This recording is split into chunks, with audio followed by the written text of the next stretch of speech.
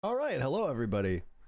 Nice to see you all here in our first show since before the Six Invitational. We had a one-off with Fabian that was very hastily put together. I have no doubt that you could say nothing this whole show and you'd be a better guest. So, our guest today is a man that we tried to get on this show earlier on, but unfortunately, he, alongside his teammates, were moving from Houston, Texas to Las Vegas and were not capable of coming on the show at the time, but we have HotanCold today, Matthew Stevens, as I always refer to you by your real human name.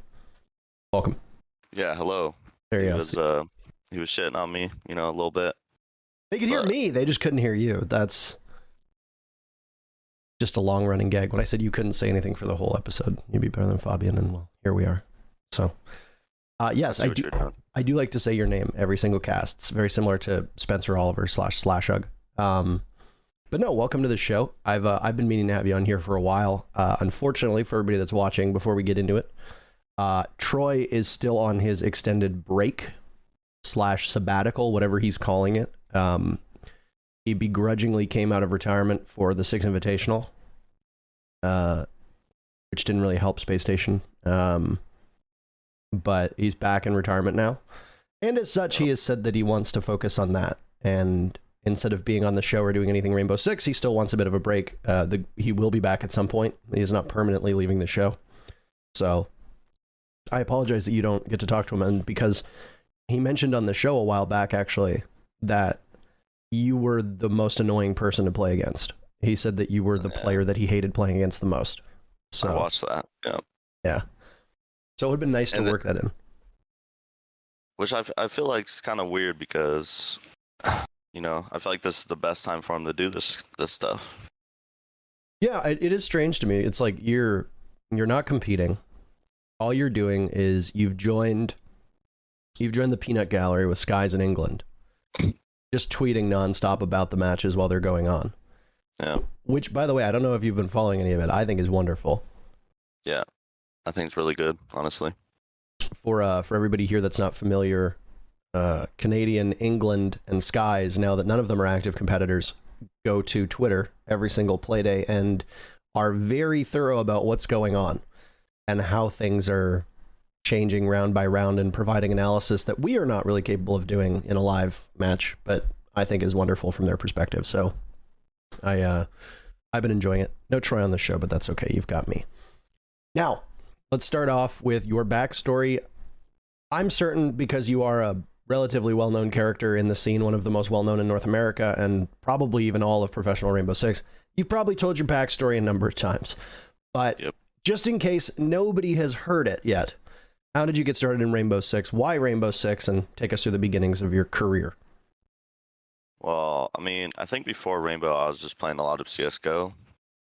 And I found out that I wasn't, insane at that game. I was good, but I wasn't, insane. So obviously I wasn't going to go anywhere. I never really, planned to, go anywhere in esports. But I saw, I think it was, I don't know if you've heard of the streamer Darkness, 429 or something. He was actually a good friend. He was a good friend of Bloodbath's, actually. He was one of the first people I watched play Rainbow, when I think the open beta came out. And I think it was free at that time in December. So I just hopped on my cousin's computer and we're just taking turns playing it. And I don't know, ever since then, I just always played it. I think I stopped playing it for a little bit, but then when it actually came out, I started replaying it again. Was your cousin Nix, or is that another cousin? No, it actually wasn't Nix. It was my cousin Preston. How many of there are you? How many of you are there, I guess I could say, if I don't mix that out? Have they been breeding you to compete in Rainbow Six? In the gaming world, it's weird because my whole family basically plays games. All our dads started gaming, and that's kind of how we started. But obviously me and Nix are the only ones in professional Siege. Outside of that, I would say the only other person that plays sometimes is my cousin Preston. I believe I know Preston, by the way. Is Preston Relax? Yeah. Yes, okay, I know Preston. When you got involved, that would have been 2016, correct? That would have been the winter of 2016? Or would that have been 2015, right, when it first came out? Um, I I didn't play when all the logos were like changed for the operators. So I Yeah, played because it like went from the after that. weird hand-drawn Yeah. logos to the ones that they are now that have now been changed again. I want to say it was like December. When did the first beta come out? That would have been 2015 because the game launched in 2015. 2016 was Red Crow. So if you were playing before Oh, Red Crow, then you would have been in 2015. Yeah, I was playing before that. Yeah, because I started in Red Crow. I played before like Buck and Frost came out, which that was the first one, I think. So Yeah, that was the first season. So yeah, it would have been, yeah, for you, it would have been like December-ish 2015. What was it about, you came from CSGO. You were a young lad. You are still very young. Even though you've been around for eternity, you're not an old fart. What was it about Rainbow Six? Did you have any previous experience with Tom Clancy games or experience with Rainbow Six prior? I don't think I've ever played a different, like another Tom Clancy or Rainbow Six game. I don't know. I've always liked competitive games more so than like single player games or like story games. So like I don't know. I tried it just once and I just liked. I was better than people, just off the start. Like I played the recruit with the R4C like Ash's gun, and it was just free kills. It still is. We saw you on Ash last stage.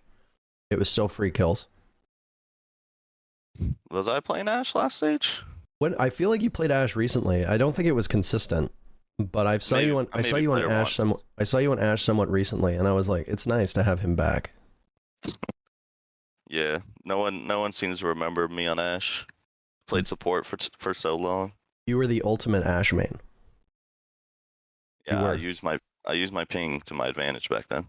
Kix would rant about it whenever we would be casting you, and you would be on Ash. We'd talk about it frequently, but what was it about Rainbow Six, other than the fact that you were obviously talented at it?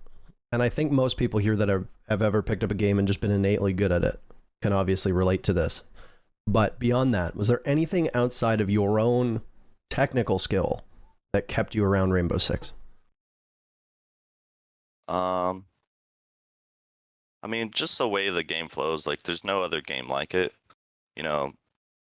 Whether it's the bad or good of Rainbow Six, there will never be a game like it. All the destruction on the walls, like CS:GO has nothing like that. All the different operators, it kind of reminded me of like a MOBA too. Like I played a lot of League of Legends and CS:GO, so it was kind of like a mix of both.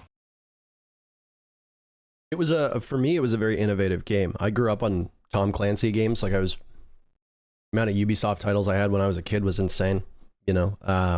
Splinter Cell was one of my favorite series for a while. I played like the original Rainbow Six back in like the early 2000s. So for me, it was very different. And yeah, I feel the same way. I've been getting into League recently. You and I actually played last night. But I've been getting into League recently, and the thing that I love about MOBAs is you almost never stop learning. Mm-hmm. Yeah, it's the same in Rainbow Six. Like, every week, even like Coconut Bro like puts out a video, and I'll watch that video and I'll learn, 5 new things just from watching that video that I don't know. And I have, obviously an insane amount of hours in this game. I'm still learning stuff like every day. The things that he finds in the game are just so puzzling, because he will go and he'll like quickly sprint or then walk and then crouch and turn around and like fall off a ledge. I remember watching some video he did on Canal where it was like he got up on like some railing on Canal and then like crouched and like turned around and he like fell, but because he was prone he stayed on a ledge like in the middle of the building. And it's just like, how do you find that kind of stuff, like, so that's the cool thing about the game. And I mean, I'm sure as a pro player it probably frustrates you. As a caster, it frustrates me that we don't have the same kind of free-flowing practice mode that CS:GO and Valorant now has as well. How nice would it be to go in and just be able to continuously like do procedural destruction and line up C4s and line up grenades and stuff like that without having to like waste a round or go back to the lobby? It'd be so much better because like you said, like we're already doing that kind of stuff, but it's taking 5 times the amount of time it would if we just had that type of free flowy like I guess dev build you would call it. Yeah. I'd be able to throw like 500 nades in however so seconds compared to having to refuel the the nades every time in a terrorist hunt or something. I remember back in the day, Kix tells this story somewhat frequently. There was like a glitch where you had like unlimited grenades, or you could like duplicate items or whatever, and he went into a custom server all on his own, and he was like lining up grenades, and he got banned by Fairfight way back in the day because it thought that he was exploiting, all because he had to literally abuse an exploit that was accidentally in the game because we don't have those tools for ourselves, right? It was when we went to Valorant, we went into a practice mode with one of the coaches of one of the pro teams, and he literally was just like just like with CS:GO, he's just zipping around the map. He was switching out, which agent he wanted, and he was showing us like lineups for flashes and lineups for arrows and stuff like that. And he's like, "This is a very common spot." And then I was just like, "Man, I'm learning more in 20 minutes." By this time, we would have created a lobby, shown me one round of Rainbow Six, and we'd be back in the lobby under the same time frame. So we'd be still in prep phase. Yeah, exactly. So, and it is obviously a point of frustration, but I'm hoping at some point that some changes will come. I know that for a period of time, the issues that they had that I had heard were that the engine like never stops running, so that procedural destruction like can't be undone, which is why there are issues with kill cams and issues with replays from time to time, because sometimes it can't like replicate the destruction that's being done accurately. That was also the reason that I was told that we couldn't pause the online game, but now we can do that. So I'm wondering if they're starting to figure it out, because that would be great. But yeah, I mean, I know they have they literally have everything that we just talked about. So yeah. I know it's possible. It's just about getting it to everyone else. Yeah, I've played a dev build at the UBHQ. I'm sure you probably have for playtests as well. So it exists, right? It's just whether we can use it or not. But so just going back to your background story now. You were good at the game. I mean, obviously there's one big asterisk there, is that there were a lot of people who were very good at the game in the first couple months who don't play anymore. So for you, at the time that the game comes out, you were what? You were 16 years old, 15 years old, something like that? I was either 16 or 2015. I think it was 16. Yeah. Had you ever played like competitive CS:GO? Had you ever played any games at like an actual competitive level? Or was it just like, oh, this is fun, I'll just play this because I'm good at it? The only thing competitive I played in was like a CEVO open team for CS:GO. Never really actually did anything, played a couple matches, and then I also was on like a League of Legends team for some, I don't know, random tournament for a little bit too. But outside of that, I don't know, I didn't have any clue of what esports actually was, besides just watching it. And back in 2015, I don't think many people had a pretty good understanding of it either, frankly. I mean, esports it's still in its infancy now, but it certainly was 6 years ago. Who was the first person that you met that got you into competitive gaming? Because you stuck with the same core of people, well, up until a couple months ago, pretty much for your entire career. So who was it that you first connected with? In Siege? Yeah. The first person actually that I connected with, obviously you guys probably think I'm like Mint or Poj, but they actually came a little bit later, was Slashhug. I was on my first ever team with Slashhug. I think it was his first team too. It's called Blue Esports, I think, or something like that. And we were actually the B team. We weren't even on the A team. They had 2 teams at the time. And that team was awful. we were terrible. We were terrible. So the first chance I got, I started looking for other teams, and that's kind of how I joined Mint and Pojo. They made a Reddit post and they tried me out in a ranked game, and I carried. So I made the team. That's all it takes. It's just a good performance in ranked. Yep. That's all it was back then. unless you're like, like the top 3 teams, I guess, you would just get tried out in ranked, because like ranked was actually hard back then. Like, I don't know. Is it because there's no battle eye? Probably, yeah. I mean, ranked's hard now, but like in a different way, I guess. Ranked is hard now because nobody knows how to play it. Which was probably correct back then too, because nobody knew what they were doing, but for very different reasons, right? Yeah. So you were on Gotham Gaming. Who was the original Gotham roster when you joined them? After you were the B team of Blue Gaming or whatever it was called. Gotham Gaming was in Pro League for most of the games before I joined. I only played with them for the last 2 games of the first Pro League season. And that roster was me, Pojoman, Crimson Death, King George, and Easy Peasy. The Magnum God himself. The Magnum God, yep. Pez Lemon Squez. Yeah. Basically Gotham, or not Gotham. Our team before Nemesis broke up and joined Gotham, and then Mint went to VWS for Clever, the cheater. If none of you guys know who that is, just go look up some videos, you'll find some. Very important that you always follow it up with that. Clever, the cheater, just in case people forget the connection there. Mm-hmm. So Mint goes to VWS. Eventually, at some point, he returns to the team.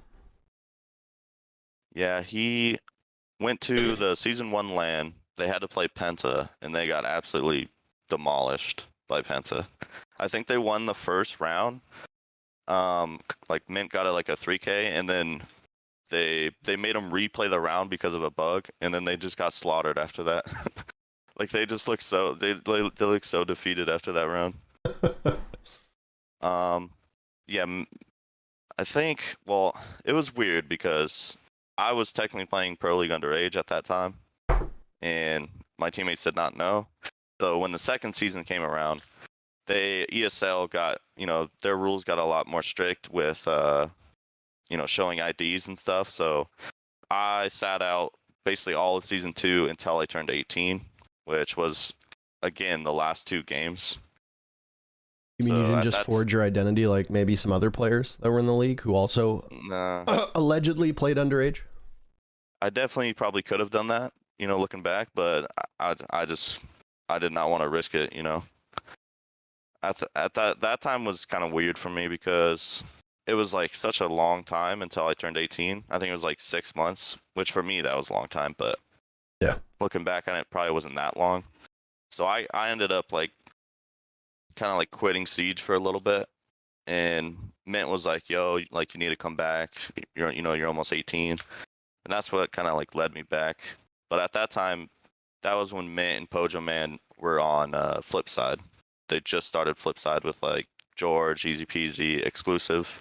Zilchi was on that team for a period of time as well? No, that was later. Was that later? Yeah, that was later. That was when they went to LAN to play against Youngtis. Yeah, in Poland. They barely lost. Yeah. No, I don't know if that was Poland. Unless they went to Poland back to back. I thought that I saw one of the ESL videos where they were doing the walkthrough in the parking lot, and I was pretty sure Zilchi was there. I could be wrong. Zilchi went with us to Poland the next season. Okay, it could have been that one. I get all the early seasons that I wasn't involved. I get very confused still to this day because it was like, oh, we're going to Poland. Oh, we're going to England. Oh, we're going back to Poland. Oh, we're going back to England. Like, and then all the teams and all the orgs don't matter because they're changing so much, right? Yeah. So Season 2, I only played the last couple games with actually like Vex Esports at the time, which had Remorse, Crimson Death, Daps, and Topkek. Which Daps, that guy stole my freaking prize pool money after that season. How did he steal your prize pool money? Because ESL at the time would always give the teams money, like, way after the actual season or tournament. Wait, you say at the time as if that somehow stopped? It's gotten better, okay? As if somehow payments have started arriving on time? But ESL was specifically bad at that. And at that time, it was like 5 months after or something. And I think it just got all sent to Daps, and he just kept all the money because he wasn't even in the scene anymore. At that point, the prize pools were so small that was probably like a couple $1,000 at most, right? I think it was because we were like a 6th place team. I think it was only like $500 for me, but still, it's just the thought of it that's just annoys me more than the actual money itself. Well, I mean, yeah, the principle's irritating, but I mean, $500 for an 18-year-old is a lot of money, frankly, unless you come from a wealthy family, especially if you're playing video games. Yeah, I mean, that's another hard part with, I guess my story is my parents did not like me playing video games, especially during the time, especially my last year of high school. I put most of my time into Siege, probably a little dumbly. And my parents also like split up that last year of Siege, or that last year of high school. So I was just like in a weird mindset back then. And my grades kind of like dropped because usually my grades were like, all A's and B's. And it was like weird for my parents to see my grades drop that much. And they basically like blamed it on Rainbow. Were they right? I wouldn't say they were right. I mean, I was just like lazier than I should have been back then. I could have easily done Rainbow and, done my homework, but I just chose not to. I just was not like in the school mindset back then. You were too busy fragging. Yeah, underage. The grinder mindset, right? No, I do not recommend anyone doing that. Yeah, and I'm in the same boat as you. You feel like you have a responsibility to dissuade people from taking basically the same path that you took whenever people ask you? Every time someone asks me, I'm just like, if you're still underage and you're in school, like, get your school done first. If you're good enough to go pro, like, you can do it after. If I could go back, I would probably do that. I would definitely put a lot more focus into school than pro play because, I was underage. Like, I shouldn't have even been a pro at that time anyways. I feel like it's tough because you see a lot of people in North America. This is almost uniquely North American, is that there's this goal to chase fame and fortune. And I don't know if you've seen it, but they always do. They try to do like every decade, they do, most desirable careers. And basically everywhere but North America, it's things like doctor, astronaut, like lawyer. And then in North America, it's like YouTuber, Instagram star, TikToker. And it's, I don't know. I mean, can we confidently talk about this? Because we both made it, quote unquote, like doing what we're now telling people don't do. Is it hypocritical, do you think? It's just, it's like a weird topic to like even talk about because, part of me just wants to say like, like go try and achieve your dreams, but your dreams have to be like somewhat achievable in the first place because, my dream was achievable. I didn't know it was my dream until like, it was around that time, but it became achievable and that's kind of like why I went for it. But I didn't go into it thinking like, this is something I can do. I'm going to do it. I mean, and now you live off of it. You just posted the other day, you bought a car. I did. You bought a very nice car. Not my first car I bought, but my first car that's actually nice. Yeah, I was going to say, like, I mean, sure. And I'm not trying to denigrate people here, but like you grind for esports, you turn around, you buy like a 2006 Honda Civic, with 120,000 miles on it. A little bit different than buying, a brand new Tesla, which is what you did. And, you get to travel. I'm obviously not going to ever ask how much players make, but I know a general idea of the salaries that players make. You are living a very comfortable life, so it's like, we've made it in this regard. And I don't think it is hypocritical. If anything, I think it's more important that people like us give a sober perspective for people. Like I had somebody DM me, I want to say sometime last year, who's like, I'm a Plat 2, I'm in my last year of high school. I really want to go pro. What should I do?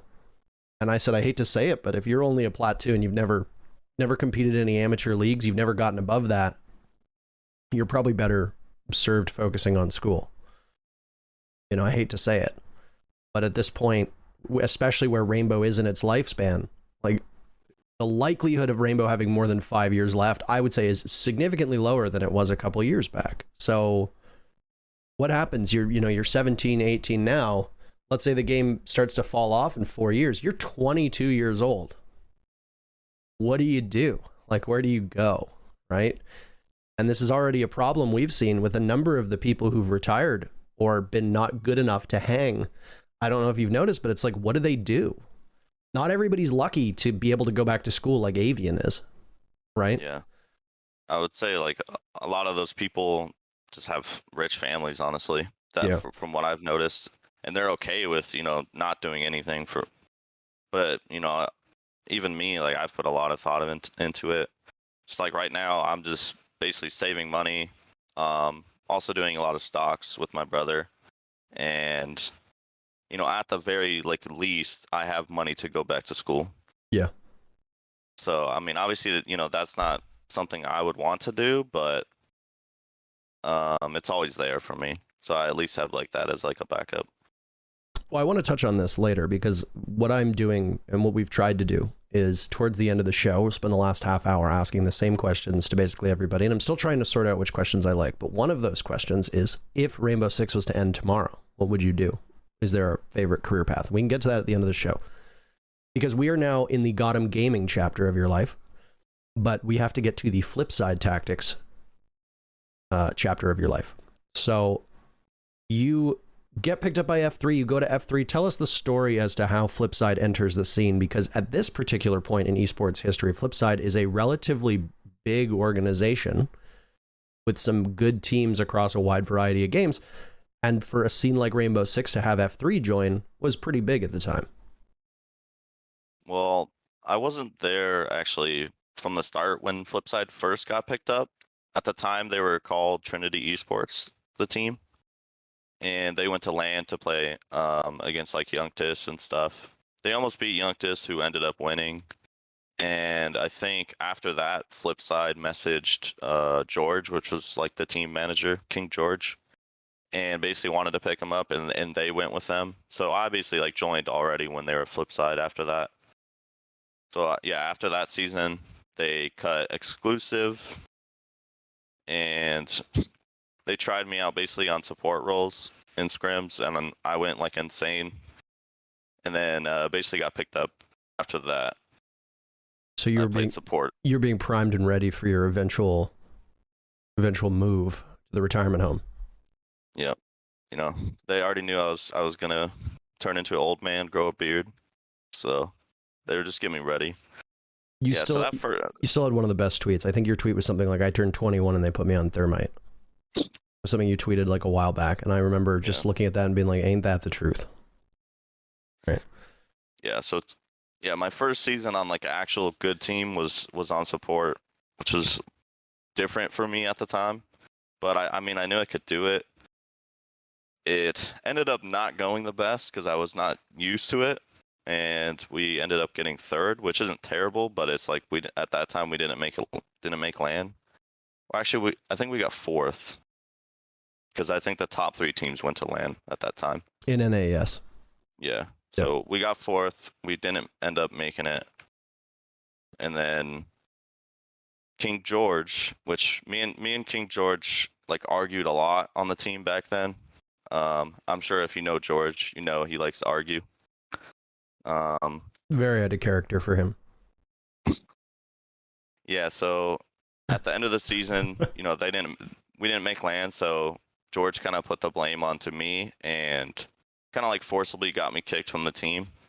And then after that, I think like a week after I got kicked, he got an offer to join CTM or Continuum. That's kind of like where I think that was the season actually that they go on to win Invite. Yes, it was, because they won season 3 with Retro, and then they drop Retro and pick up George for SI 2017. Yeah. So as soon as George left to join Continuum, Mint messaged me back, like, yo, we want you back. Come over here. And I at that time, I didn't really care about like getting cut. I didn't hold any grudges against them because it was a team decision. I would say most of it was on George, but at the end of the day, it was a team decision. But yeah, I didn't care. I knew that was my best shot at doing something in that game, so I just joined immediately. Would you say that the George's decision was very short-lived? Yes, I would say. The question was rhetorical, but I appreciate you weighing in. That was an interesting period in time. I mean, obviously, you're always going to blame the support players first. It happens on every single team. I think, actually, he's in the chat, or was in the chat right now. I think Super talked about it, where it's like the support player is always the first person to get dropped, right? Just as, I mean, in League, who do you blame first? Support or the jungle usually always gets the blame first. And then it's like you look at CSGO, or you look at Call of Duty, or you look at us, and I think the same thing kind of extends a little bit to Overwatch, is that oftentimes the tanks get blamed first. And I mean, it's obviously not great, but do you think there's any merit to it? Do you think there's any merit to the fact that the support players are generally the reason why a team underperforms? Or do you think that it's just a lack of understanding or egos and arrogance guiding the people to arrive at that conclusion? I think, there's definitely circumstances where it is the case, your support player just is not cutting it, but for the most part, it's usually, the latter. People like to look at stats, and back then, like, stats were, the only thing we had basically to look at. So it just makes sense for support players to kind of get the end of the stick, I guess, or the short stick at that time. I think nowadays it's a little better. There's still times or teams that look at it more than others do, but it's definitely gotten a lot better. Supports actually have respect for the most part. I don't know if teams have fully figured out how to use support players correctly either, and this is something I want to talk about with DZ, because I've spoken with a number of former Dark Zero players, and, well, you also happen to be one of those. How coincidental. About the way that they use their supports. And then you can go back, and the point of comparison that I always give is Na'Vi. Or Snookin knows when Meepy was on the team. In a lot of ways, Meepy would play support roles, and you're hard pressed to find a harder support than Kendrew was, but both of them played such a different style than you see elsewhere. I mean, now look at Bride. Bride is like the lead standard in EU for support players, and you look at a lot of North American teams, and they don't structure themselves like that. So there's obviously like a philosophy behind it that we'll get into later on. But sticking with Flipside, let's burn through this. So you're with Flipside. The core of this team sticks together for a while, and I want to ask you a question and see just what your response is to this. Kix one time said that the group of Flipside were more interested in being good but being together than being good and apart. Would you say that that was accurate with Flipside back in the day? I definitely think so. We were basically like a family, I don't think, like, a lot of people said we focused more on, being friends and business, which I don't really think so most of the time. But even though, like, in most people's eyes we had like slightly worse players than the best players, we always like held our own against the best players. We always had like the best teamwork, the most interesting strats. We always put more time in than anyone, and that's kind of like what led us to being a top team in NA for so long. Did it ever get tiring hearing things be referred to as like Flipside? Every time somebody would pull out a weird site, or every time somebody would pull out a weird operator lineup, or a strange gadget choice, everybody just be like, "No, learning from Flipside." Was it flattering, or did it ever get old? I don't think it ever got old. It was more so funny. It's like whenever any team pulled out a weird strat, it's like, oh, they got this from Flipside. And we had no idea. We had no idea, like, where it even came from. I think it was funny because we scrimmed CTM that season, and they did some crazy strat to us. And then we were actually the first team to do it in Pro League, and we got all the credit for it. we stole it. We stole it from them. Yeah, it was the best. DZ just had that happen to them too. I can't remember what event it was. I think it might have been SI last year. The Kaid Electroclaws on the border wall on Armory. You threw one onto the vents above Armory wall door. And then went over by the bookshelf, and we tripped over ourselves to be like, oh my God, this is so innovative. I can't remember if it was Tokonami or SI. And then afterwards, I think somebody from Dark Zero came out and they're like, yeah, big shout out to SSG for doing that to us in a scrim, and we just stole it. Yep. And SSG got absolutely no credit for it. That's just how it happens most of the time. You know? So, you know, it's, you see it and you're like, yoink, this is mine now. Yep. I mean, that's what half of scrims are for, you know, stealing stuff from other teams. That's why if you're the Sonics, you only scrim tier 2 and tier 3 teams so that people can't steal things from you. Yeah, but they also can't. That's a trade-off, you know? That's true. When you were with Flipside and we saw those unconventional site holds, for people who weren't around back in the day, just a bit of context, because I know that there's probably a very small portion of this audience that are going to listen to this that were active watchers of pro play back in 2017, which is really when we're talking about Flipside trying a lot of this stuff out, because you literally got picked up by SK, what was it, 4SI in 2018 or something like that. So, was it? It was SI, wasn't it? 2018. You got picked up by SK, but you didn't compete at the event.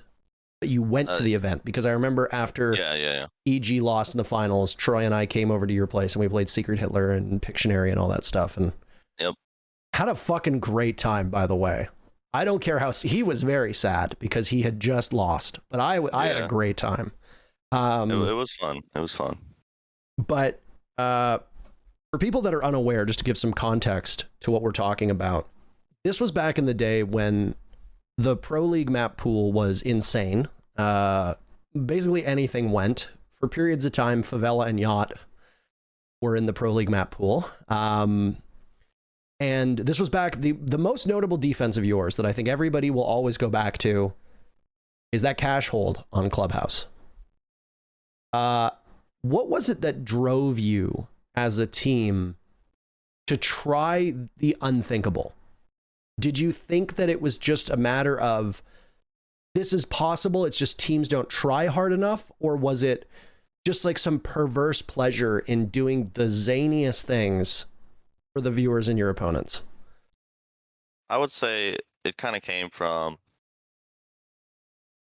every team, you know, practices the same sites over and over, and if they never play against a cash setup in scrims, they're never going to have practice against it. So it could be like a very bad bomb site, but if you don't have practice playing against it, you know, a lot of things could go wrong. So that's kind of where we thought going to like a third bomb site or like a fourth bomb site might actually be good. Kyle was always good at, or Mint was always good at making like weird strats and kind of having us run them. Cash was kind of awful back then. Kinda. But whenever we did run it in scrims, it worked. It just so happened in the matches, it kind of would fail sometimes. But for people, every time we ran the weird strats in scrims, they always worked. So like, why not run it in the match? You know? Do you think? And obviously, I can't compare my own experiences. When I played competitive Call of Duty back in 2009, 2010, we would try crazy things, and they would work in scrims. But then when crazy things were tried against us and it worked, we treated it as a learning opportunity, and we didn't necessarily try to beat it. I think it's possible that that's what happened with you, was that you would try cash on club and a scrim, and instead of the team being like, hey, let's actually try to beat this, it's, hey, let's kind of sandbag and figure it out and go from there. Yeah, I could definitely see that happening. I don't know if that happened every time, because, you know, we would play it like a good amount of times before actually using it. But we also, at the time, I think, scrimmed a lot of Brazilian teams. You almost exclusively scrimmed Brazilian teams at that time, as far as I'm aware. Not exclusively, but yeah, NA teams were weird back then. A lot of egos. They did not want to scrim each other, especially like the top teams. Oh, they had egos back then. That is definitely Yeah. something that has stopped. Big shout out to K9, the king of egos. But So funny, as an aside, so funny that whether you want to call the K9 spots fluke or not, one thing that the general audience isn't really aware of is that after he got into that fight with Laxing, was it a year and a half ago, the respect your OGs thing? Mm-hmm. Every pro team, as far as I'm aware, renamed all of the K9 spots to Ego. Yeah. So when his anti-trans thing went off during SI, everybody's like, we need to rename the K9 spots, and all the pro teams are just kind of sitting there being like, we're a year ahead of you. So yeah, I don't think every team changed them because I still hear it on some pro league teams, but yeah, SSG calls every K9 spot Ego. Yeah. So so sorry, it's a good change. You were talking about Ego being a thing with scrimming NA teams. Yeah, not a lot of teams scrimmed each other in NA, mainly the top teams. So we would have to scrim, CL teams or Brazilian teams was our fix. We scrimmed a lot of Liquid, a lot of FaZe, and FaZe back then worked like crazy. Like they had some of the best design strats I've ever seen. Our font, yeah. They were according when I talked to Adam, they were your scrim partners for a while, if I remember correctly. Probably they probably were, yeah. Yeah. FaZe is like really good at having like trick plays, at least back then, or font. They always had like some crazy Z4s or some crazy grenades. So we learned a lot from them, scrimming them. They probably learned a lot from you too, right? I mean, this was a period of time where back in 2018, Brazil was still relatively new. Yeah.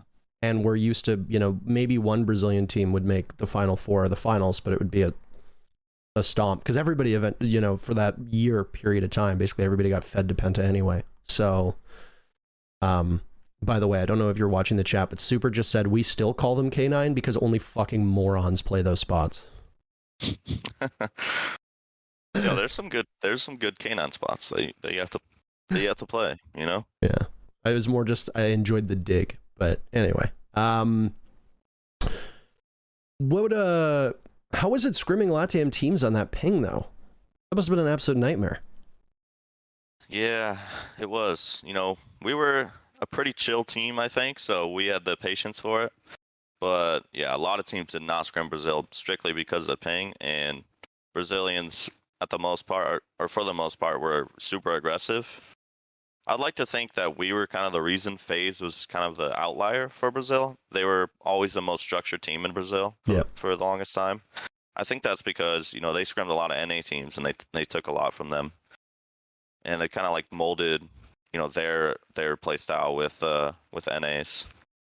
For people who don't remember, Liquid before they were Liquid were BRK, and FaZe before they were FaZe were Font Energy, and Font Energy is an energy drink in Brazil. It would be like the equivalent of, a team being called like Red Bull or something like that here. The general consensus on those two teams were the three big teams in Brazil were Black Dragons, which is now Ninjas in Pajamas, BRK, which is now Team Liquid, and Font Energy, which is now FaZe Clan. Black Dragons were never really as good as the other two. The general consensus was that Font was very bad online, but then would always do well on LAN, whereas it was the opposite for BRK. BRK would do really, really well in the regular season and then choke and implode on LAN. And those roots run real deep because that Team Liquid squad still has that same issue with being able to close it out on LAN. So it's been about 4.5 years now that team has had that history, which is really crazy to think about it. And I mean, with the exception of their win at Atlantic City, if you look at consistency, FaZe Clan has been infinitely the better LAN team over the last 4 years than Liquid has.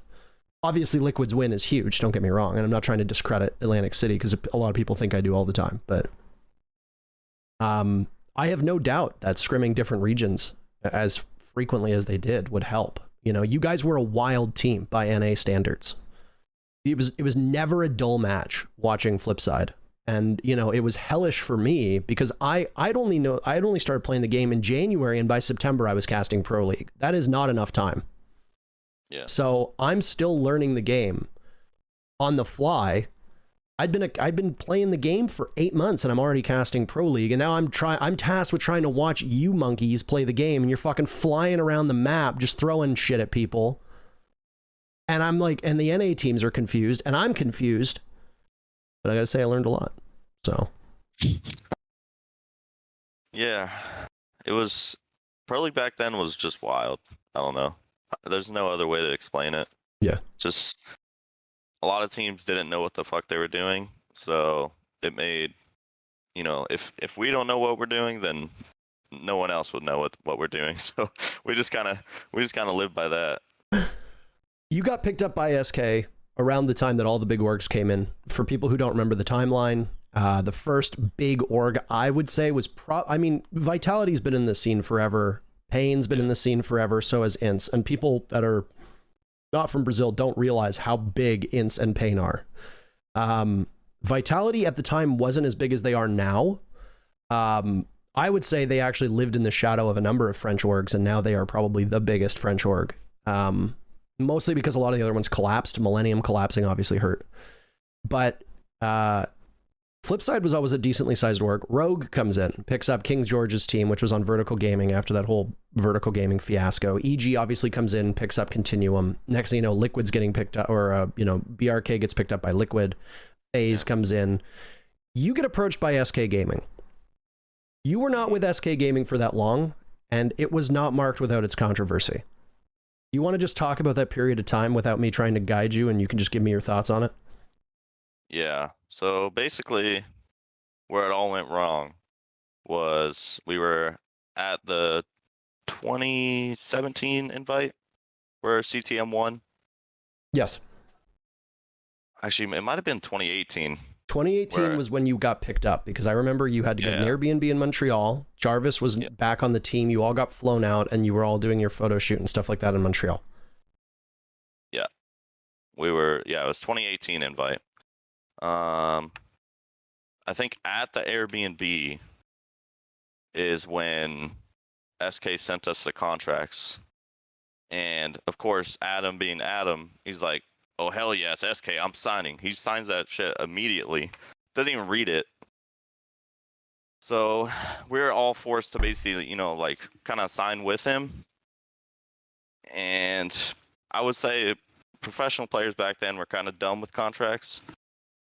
Basically on the contract. Still are, by the way. A lot of them still are. Some still are. On the contract, what it said was SK didn't have to pay us money until Ubisoft paid them the money they were owed. So basically, we waited 7 months without any salary to get all of our salary at the end of our contract. Yes, I remember that. And I remember talking to some of your players in private who were not aware of that and were like, SK hasn't paid us any money. They're fucking garbage. When in all reality, it's like, that's literally what you signed for. Yeah. And to add on top of that, the even worse thing, which, it paid off in the end, but at the time, it was a big hit to me, especially. The day after that we signed with SK, TSM messages us saying like, hey, we want to pick you guys up. Are you guys free agents? And we're like, oh shit, we just signed with SK. We're like, unless you guys want to buy us out, but they were not going to buy us out. Yeah. Especially back then, like the scene was like way too new for like a buyout, I guess. And TSM was always like my dream org to play under because, I was a big League of Legends fan. I've always followed them in League of Legends. And yeah, after that, it just made me hate SK more. I was like, fuck, I could have been on TSM. At this point in SK's history, by the way, they had the best CSGO roster on the planet. I think a lot of people would argue. That was the old Luminosity roster that was Brazilian. That was captained by Fallen. They would eventually end up going down. The roster would slowly get worse and worse and worse, and it get to the point where SK became a bit of a meme, and then they left, and they technically went to MIBR, which was a division of Immortals. The roster really never recovered, and then eventually SK has stepped out of all violent video games now. They are a brand safe org, which is why you will see that they're only in games that are advertiser friendly. Which is why I assume we'll never see them pick up a Valorant roster. Maybe they will. I don't know. I feel like Valorant is kind of a safe brand, but I don't know. But this was also at the time, and I'm not saying this to slander TSM, but this was also at the time where TSM had reached out to a couple orgs and were offering well below the average salary of NA. So in some ways, it might have been good. Yeah, for sure. But at the time, they were still offering more than what SK was giving us. Right. So it was still like gonna be at least better for us. There was, I feel like it was like there was a year, because I remember talking to somebody on, I believe it was Noble, and Noble, this was like the gold rush. So for people who don't realize why all these big orgs came in, this is when they did the pilot program, which was the predecessor to R6 Share. The pilot program was where a set amount of orgs would come in and they would get everything done for them. They'd get a gun skin, they'd get a uniform, they'd get a charm, and it was, I think it was 11 teams was the first one or something like that. I can't remember how many it was the first iteration. But a lot of orgs wanted in because it was going to get them a ton of money. TSM had approached a number of teams at this time, at least from what the players of those teams had told me, and they were offering a pretty paltry amount of money per month in comparison to what the other orgs were. Now, whether TSM was actually right on the money and offering what players really deserved versus other orgs paying way more than needed, I'm not sure. I think some of the salaries at the time were a little inflated. I don't know if you would agree with that. Yeah, probably. But it was, TSM was definitely kicking around the scene for a while there. Yeah. That specific circumstance kind of happened a little later. Like that was like a while later, but yeah. At the time they were only really looking at us and Rogue, I'm pretty sure. Mm-hmm. Those were like the two teams they wanted. The NA Rogue, by the way, for people who are confused. NA Rogue. But after that, they kind of started talking to other teams, I think, the next season. So Dark Zero enters at the end of 2018. This is something that was being cooked up for quite a while. How did you first find out about this, and how were you first approached about this mystery org that was going to come in and whisk you away to a team house in Texas and shower you with money and basically give you whatever you want? How did that come to be? Well, I think at the time we were very close to our contracts ending. We only had a couple months left, so we were already like super fed up with SK. So Kyle was like, getting together kind of like something like you can give orgs, to let them know like what you've done in the scene and like what you can give them. Mm-hmm. And when we were doing that, he got contacted by Kix, I think it was. Basically, Zach, the owner of DZ, used Kix to kind of like, reach out to teams that, thought had potential. And he reached out to us, and I think EG at the time were the only two teams. Yeah, I remember that. Yes. And from what I know, he talked to EG first, and EG kind of like just blew him off, which I mean is understandable. They're EG, so like why would you go to some like random org that literally is not an org yet? And yeah, so basically he started talking to us instead of EG.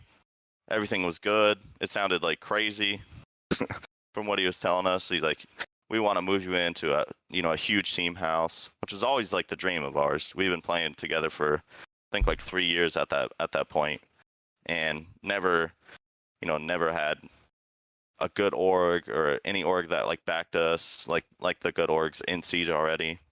And it was just huge. The first time we met Zach was DreamHack Montreal, actually. He flew out to meet us in person, which was like super crazy because we were talking to him literally like 2 days before that. He's like, hey, I'm going to fly out to come meet you guys. Took us to some huge dinner that I don't even want to know the price for. Probably super expensive. And, basically just told us like his full vision or plan for us, which was like super insane. It was like already got us basically hooked, you know, because no org or no person's ever done that much for us in the past. I remember when Kix first started talking to me about it. This was back in the day when I feel like a long enough time has passed for me to dive into this, but basically Kix had gotten restless doing commentary work. As you probably know, he never really wanted to leave playing behind. He always had a desire to get back into gaming and playing. And it was something that I kind of had to keep wrestling with, because there were a lot of days where after a cast, he would just say to me, like, that cast was fucking shit. I'm terrible at what I do. I'm going to quit. I'm going to go back to playing. And I had to kind of like talk him off a ledge and be like, well, what about me? You know, like, who am I going to cast with then? You literally pulled me to Poland like for you. And I remember when he first told me about it, he said, I basically got approached by a guy, a businessman who wants to start an org. And he really wants and really thinks that Rainbow Six is like this fertile ground to build off of. And I want to be a major part of it. And, you know, I'm going to be like the GM or whatever it's going to be. And I was like, oh, okay, so I guess you're going to quit casting then. This was around the time of the Paris Major, by the way. So we went into the Paris Major, or at least I did. I went into the Paris Major thinking that that was that. Like, that was the last time we'd probably ever cast together. He was going to leave. He was going to do the season after, but was going to leave for the finals in the fall. And that was going to be it. And he was going to join. At the time, I didn't know that the team was called Dark Zero. I didn't know anything about it. He would not break his NDAs for me, which, I mean, kudos to him. But he was talking to me about it, and he would bounce ideas off of me every now and then. And that's why the Paris Major casting, by the way, was so bad. If you've ever gone back and rewatched the Paris Major casting, is fucking terrible. Because it was just like, I didn't really care. Because I was like, this is it. That was just a bad event in general. Terrible event. This is boring. Yeah, it was. The matches weren't particularly great. The outcome was like whatever. Like G2 annihilated everybody. Yep. You know. But I remember he approached me, and it's kind of shitty that Troy's not on here, because I remember Troy reached out to me around this time being like, do you know anything about this mystery org that wants to like come into the scene? Because we've been reached out to. And I was like, no, why?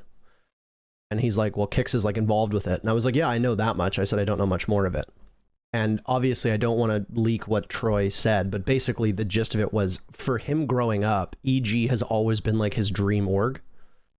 He never wanted to not play for EG, and he wanted to stay with EG basically until he retired. So he was like, why would I leave to go to like greener pastures when I've already got that here? Yeah. You know, and I don't know if they would have matched any offers or anything like that, but he basically said like, I'm content being here.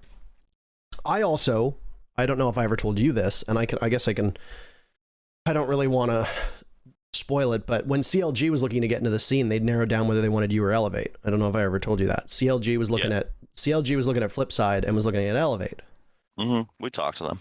And I talked to them quite a bit, and I recommended you. They ended up picking Elevate, which was great for the one season until they got relegated. And you guys didn't get relegated, so I was right, by the way.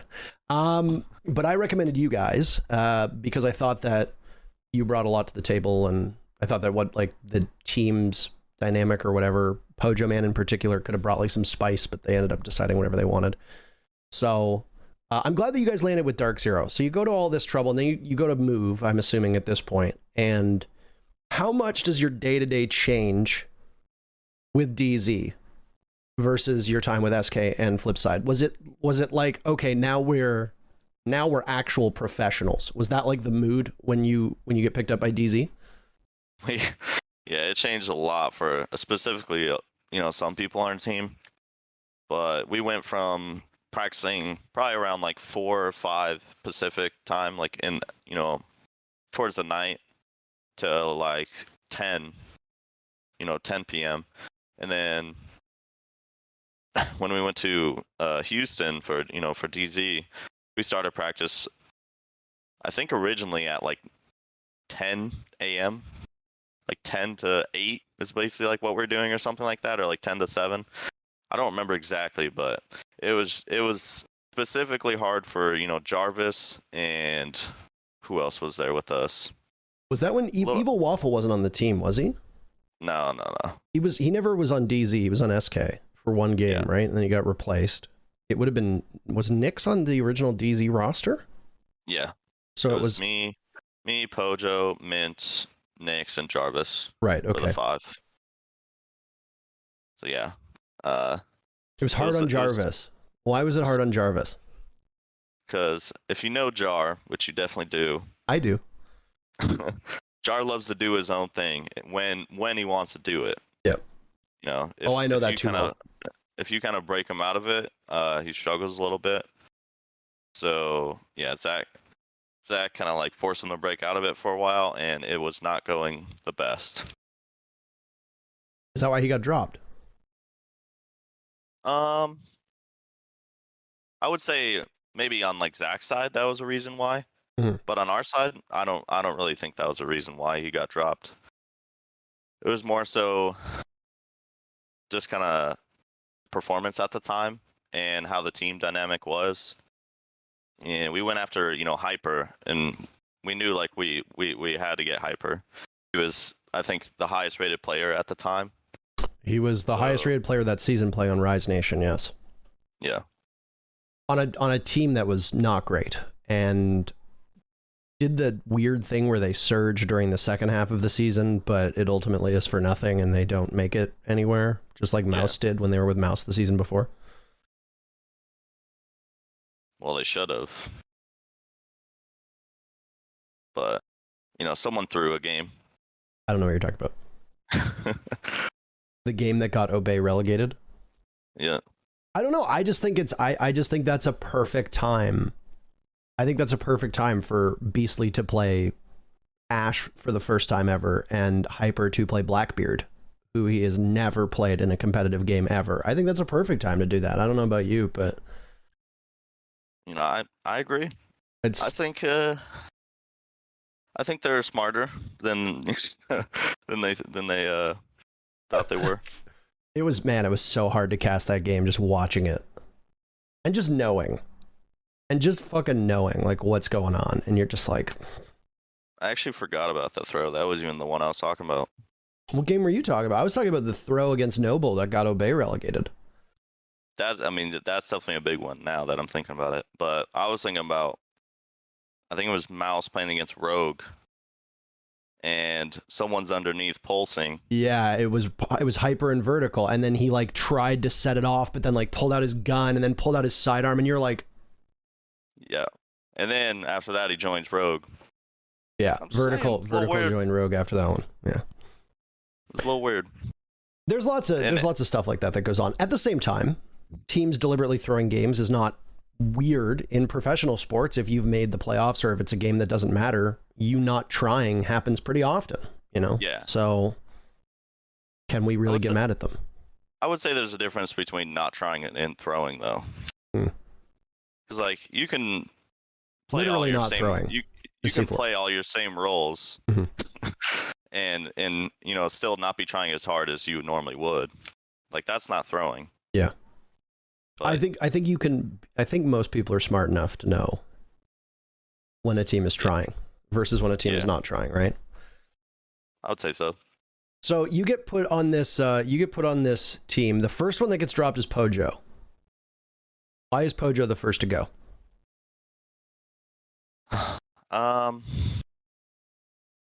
Who did we? You drop Pojo and BC comes back onto the team. Yes, we dropped Pojo. What was originally planned was to not have BC play. I think at the time we were going for Bosco or Geo. Okay. I think were the main two, and we kind of like finalized on Geo. That was around the time where he got cut from EG. I don't remember what event that was. I think maybe Atlantic City. But Geo was that would have been because you guys got picked up at the end of 2018, and then you dropped Pojo at the start of 2019. What team was Geo on back then? I think Geo was on Rogue then. Because I feel like he was on Rogue, and then he left Rogue and joined EG for the Raleigh Major. If I remember, if my history is correct. Maybe my timing's off, but I know we were going for like other players than Brandon for sure.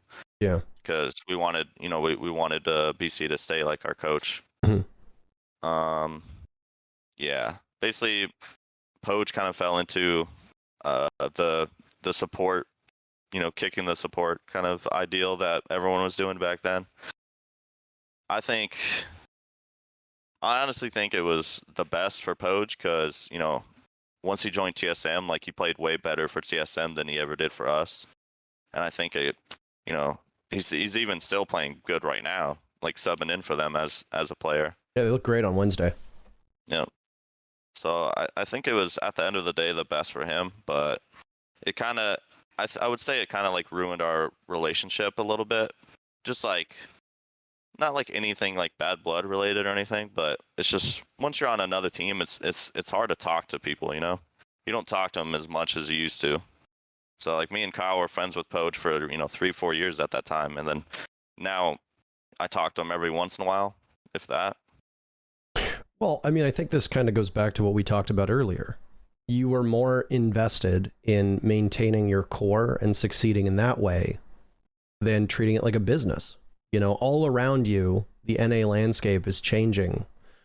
With the exception of, I feel like EG, most of the cores split up over this period of time. It was only EG that held everything together with like NVK, Necrox, and Canadian. Everybody else is swapping in and out. And, you, Mint, and Poge were together for almost 4 years at that point. Yeah.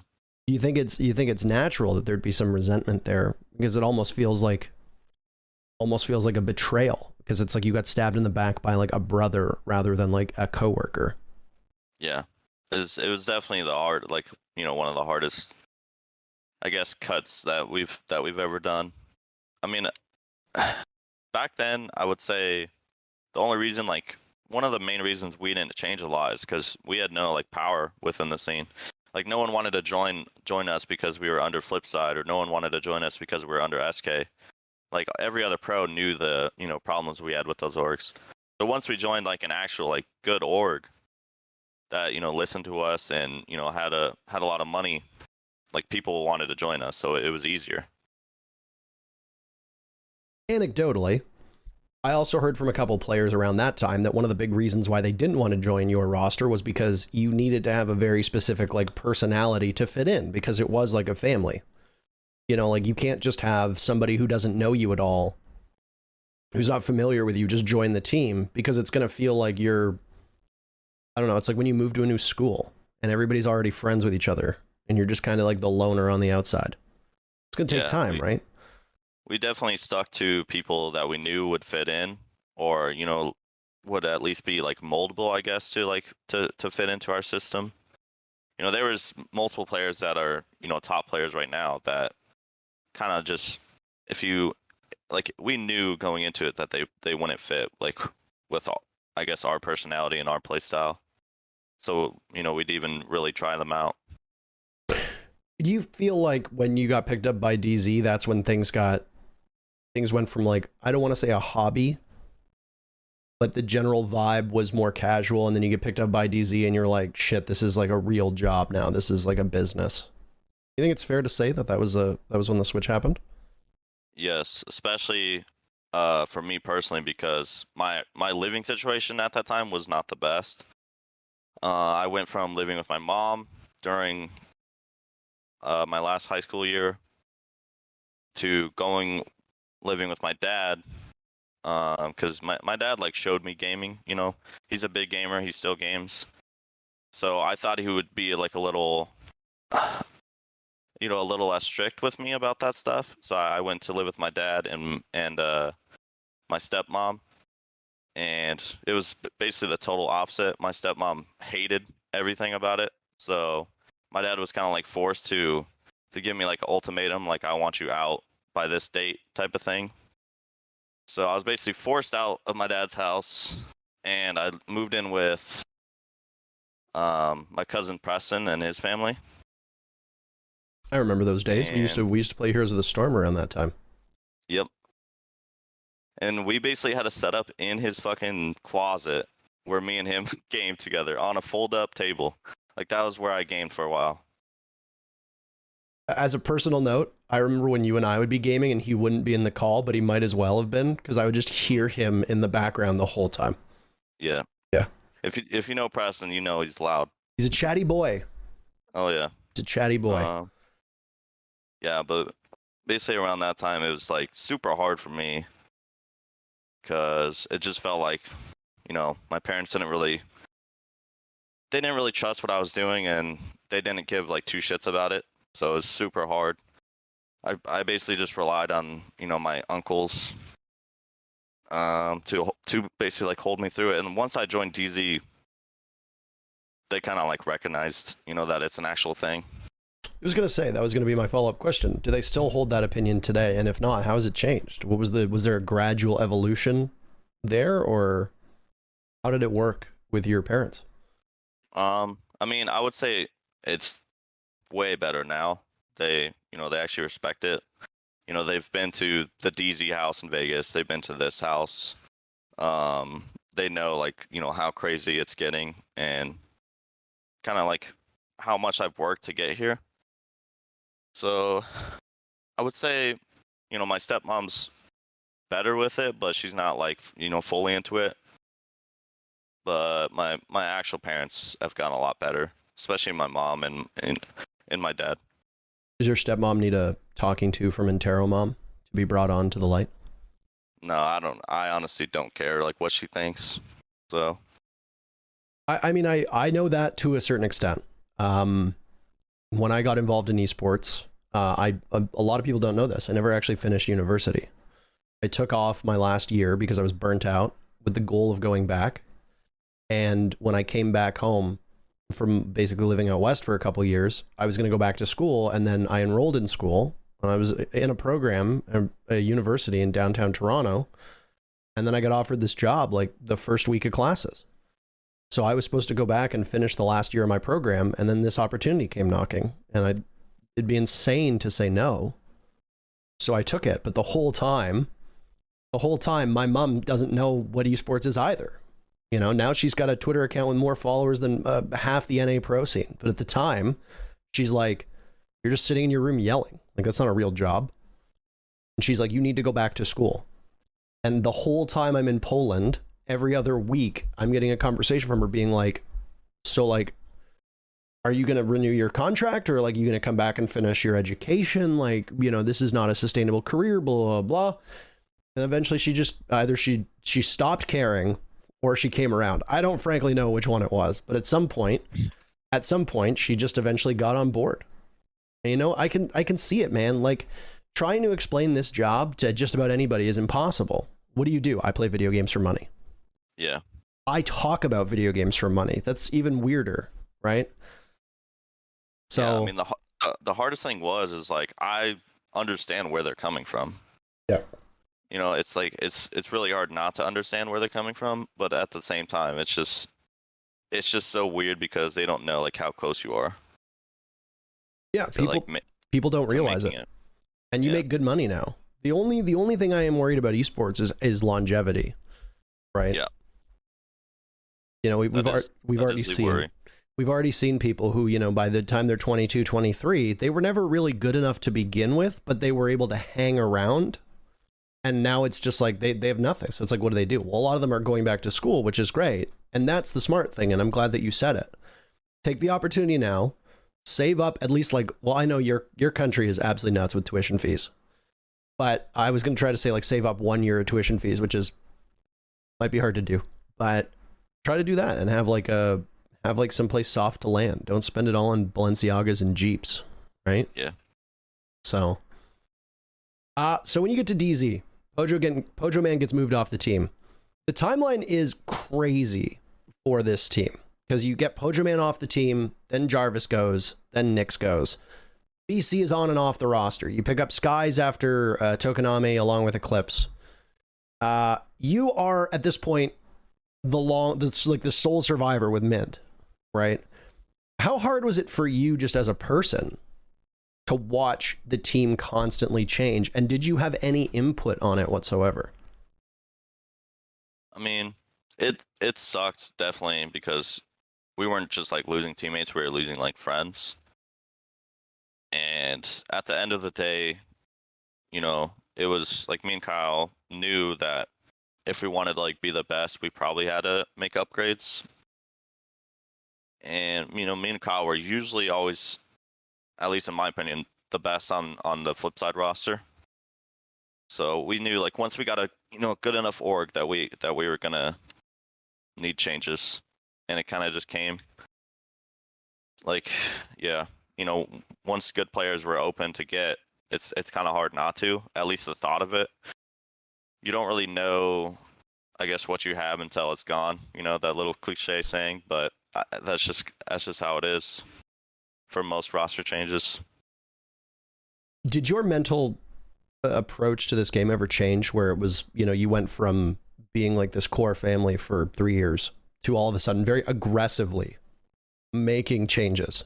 The identity of this roster on February 5th, the roster is Jarvis, Nix, you, Mint, and Pojoman. On November 25th, the roster is you, Mint, Hyper, Skies, and Eclipse. In the span of 10 months. Was there ever a period of time where you kind of switched from, this is a lot of fun, I like having fun, we're still winning, but we don't need to be the best, to we need to win at all costs? Was that ever was there ever a conscious flip on your part in mindset? I would say it's hard not to like flip the mindset like as soon as we got into the DZ house, because just like seeing how much money is going into like us as a team and like what we have, like what resources we have, like we should be winning. Like that should be in your mind. So like when we weren't winning, it was, the automatic thing that would come to your mind is like why. And usually that leads to roster related stuff. You feel like you, at any point watching all these people fall away, was there ever a thought in the back of your mind like everybody on this team is expendable? The goal is winning, and that includes me? Yes. For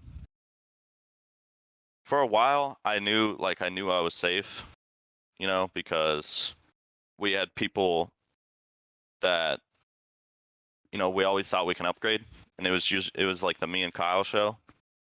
But, once we got to the roster of, Hyper, Skies, Eclipse, like everyone on that team knew that if shit didn't go right, like it could be any one of us.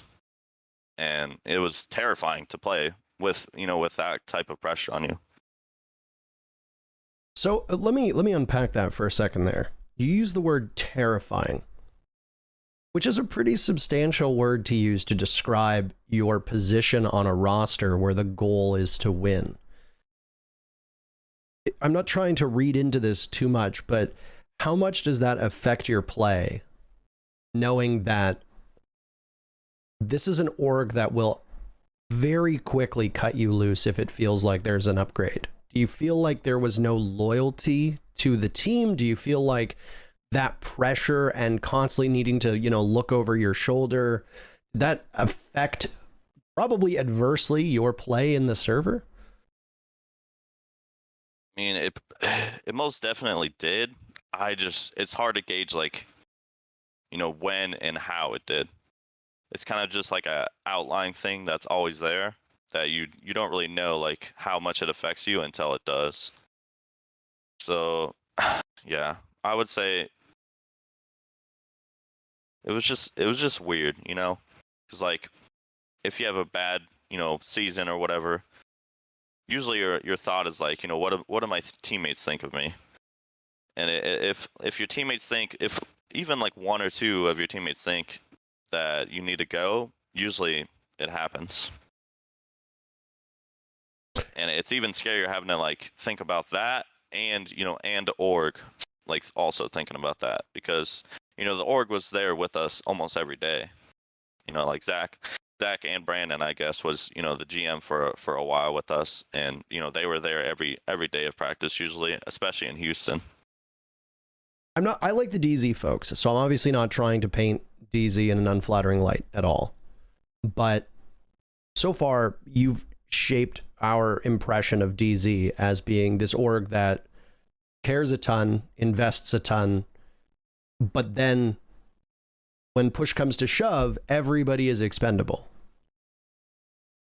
So do you think that there's a collision with expectations there? Because, I mean, you look at some of these orgs that it's like the cores have been together forever, and it takes time for them to win. I mean, look at NIP, look at Liquid. 2 finalists for the 6 Invitational, their cores have been together for over 3 years. But then you look at DZ, and at this point, the entire roster has flipped in a year and a half. So do you think that it's... I'm trying to phrase this in a way that doesn't come across as me being mean, but is there more of an obligation from the org to perform and win even at the expense of its players than it is to stick to a winning formula and invest in that? Yeah. It all changed, like, I mean, it feels fast, but it wasn't fast, but it changed over time. You know, because going into DZ, like, their motto was, you know, if you work hard, doesn't matter, like, you know, if you're not like the best player, if you work hard and you have good teamwork, like, you know, you could become the best. And that was always our motto. Even on Flipside, you know, usually we worked harder than other teams, and that's, you know, that's what, like, kind of got us there. So we thought, you know, with a crazy org that gave us a lot of support, you know, we could even make the next step. And in a lot of ways we did, you know, like, we were usually the best in NA at the time. With, you know, I think we got the point record in NA for the season we played with Nix and Brandon, and then we go to Japan and we end up losing the finals, which I will say, like, we were gonna make changes, honestly, probably even if we did win that finals. Because if you look back at the finals, like, there's no good teams there. Like, that should have easily been our win. Yeah. Like, the two best teams, I think, on paper heading into that, no offense to you guys, both got kneecapped by visa issues. You know, I think the general consensus was NIP was probably... I would have argued NIP was the strongest team going into that event, and FaZe probably second, and then I would have said you guys third. It was hard to rate Na'Vi, because if you remember, that was the season where Doki got banned and Pi came in, and then they literally were in like 5th place, and everybody's like, okay, well, in order for them to make Tokonami, like, not only do they have to win every game, but every other team basically has to lose, and then fuck, it happened. So yeah, I don't think Na'Vi was, like, deserved to win that LAN, but I mean, they played good and they got it done. I don't think, like, a LAN like that will ever happen again, in my opinion. Mm-hmm. But Japan was, like, nonetheless, even though we lost, kind of in a, like, a shitty way, it was awesome. Like, Japan was amazing. Probably the best LAN event I've ever been to. It's so weird to hear somebody say that. I mean, you get in 2nd place, and, you know, it's the best finish at an S tier event for DZ ever. It's your best finish at that level of competition. And a lot of people could very easily look back on that and be like, it's heartbreaking, I don't really want to talk about it. And you're like, it was great. Well, I mean, obviously the losing wasn't great, but it's just no, like, I'm not saying that part was. I'm just even saying. when we did lose, like, we were walking off the stage and all the Japanese fans were, like, clapping for us. Not even for the winner, they were clapping, like, for us. I'm pretty sure after every team lost at that event, the whole crowd would, you know, clap and basically, like, give them, like, a standing ovation, like, while they walked off. Like, that's crazy. I've never seen that. How long was the line after it ended, after the finals? Your team stuck around at the convention center for how long? Yeah, after the finals, I think we stuck around for at least 2 hours, maybe 3, of just, you know, taking photos and signing stuff for fans. Like, the line was crazy. It was crazy. Like, even if you just walked around the event, like, people would start, like, forming a line to talk to you. And it just felt bad. I felt bad because, you know, at some point you have to tell them, like, I'm sorry, I have to go, you know, I'm about to play a match. Yeah. I remember we finished the cast, Kix and I, and then we had a couple meetings, and then we went back to the green room. We got all of our stuff. We did like a team debrief. I don't know, it was probably like an hour. At this point, it was probably an hour or so after the finals had ended. And we're leaving the green room, and it's right by the main doors. And I just remember I see all of you guys standing there, and this line just literally like looping around. And Jordan looks at me. It was either BC or Bacon. I can't remember who it was. And they're just like, Japanese fans are fucking insane. This is crazy. Like, look at this. He's like, they're the best. I was like, yeah. I was like, it was wild. Yep. Why would They are the best. Why would you be making changes despite your result at Tokonami? Just the team environment was not the best. I mean, everyone knows like Nyx's problems, especially back then. Are you comfortable? If people are watching and they don't know, are you comfortable elaborating? Yeah. Basically, Nyx's problem, mainly back then, he's gotten a lot better at it. He still has some of the same problems, but it's a lot more workable. Back then, Nyx's problems was, if he was having a good day, if he woke up, I don't know, on the right side of the bed, I guess, everything would go like super smooth. He would like when Nyx is in a good mood, he's one of the best people to hang around with. But when he's in a bad mood, and a lot of times you don't even know why he's in a bad mood, he just is. It goes like all downhill, and it feels like like practice is kind of useless a lot of times. So yeah, we felt that if we got someone that was more consistent, it would help us, especially for lands.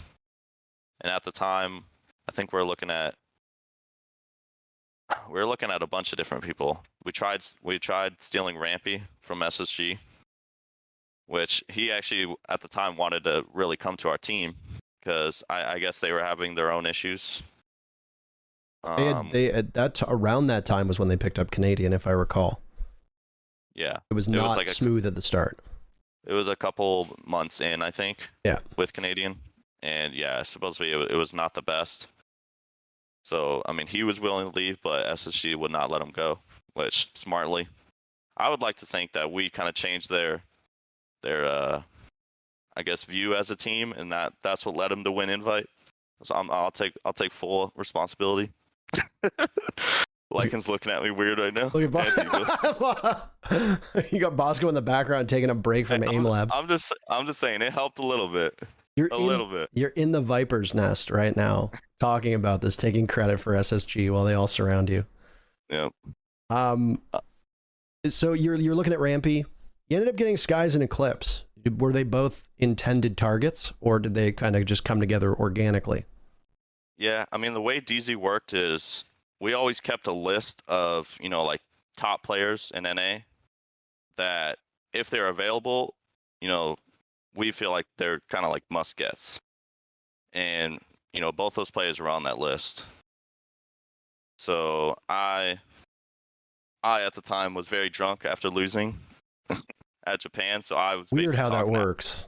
I was talking to Alex a lot, and, Alex has almost joined our team like 4 or 5 times before that, even stemming all the way back from the first LAN in Poland. Alex being Skies, by the way, for people that aren't familiar, who was at Tokonami on the Reciprocity team. Yeah, we've tried getting him on our team ever since the Elevate days, but he was very stubborn and kind of held his friends kind of like we did on F3 to like a higher standard. And yeah, that I would say that's kind of like whenever we picked up, Eclipse and Skies is kind of when like DZ changed. It was our kind of like system before that was very structured, set. We knew what we needed to do most of the time. But once Skies and Eclipse came, both those teams that they were on play a completely different style than what most of NA played at that time. Very aggressive, very, I guess, loose. So I would say undisciplined. Undisciplined in some regards, which is fine because,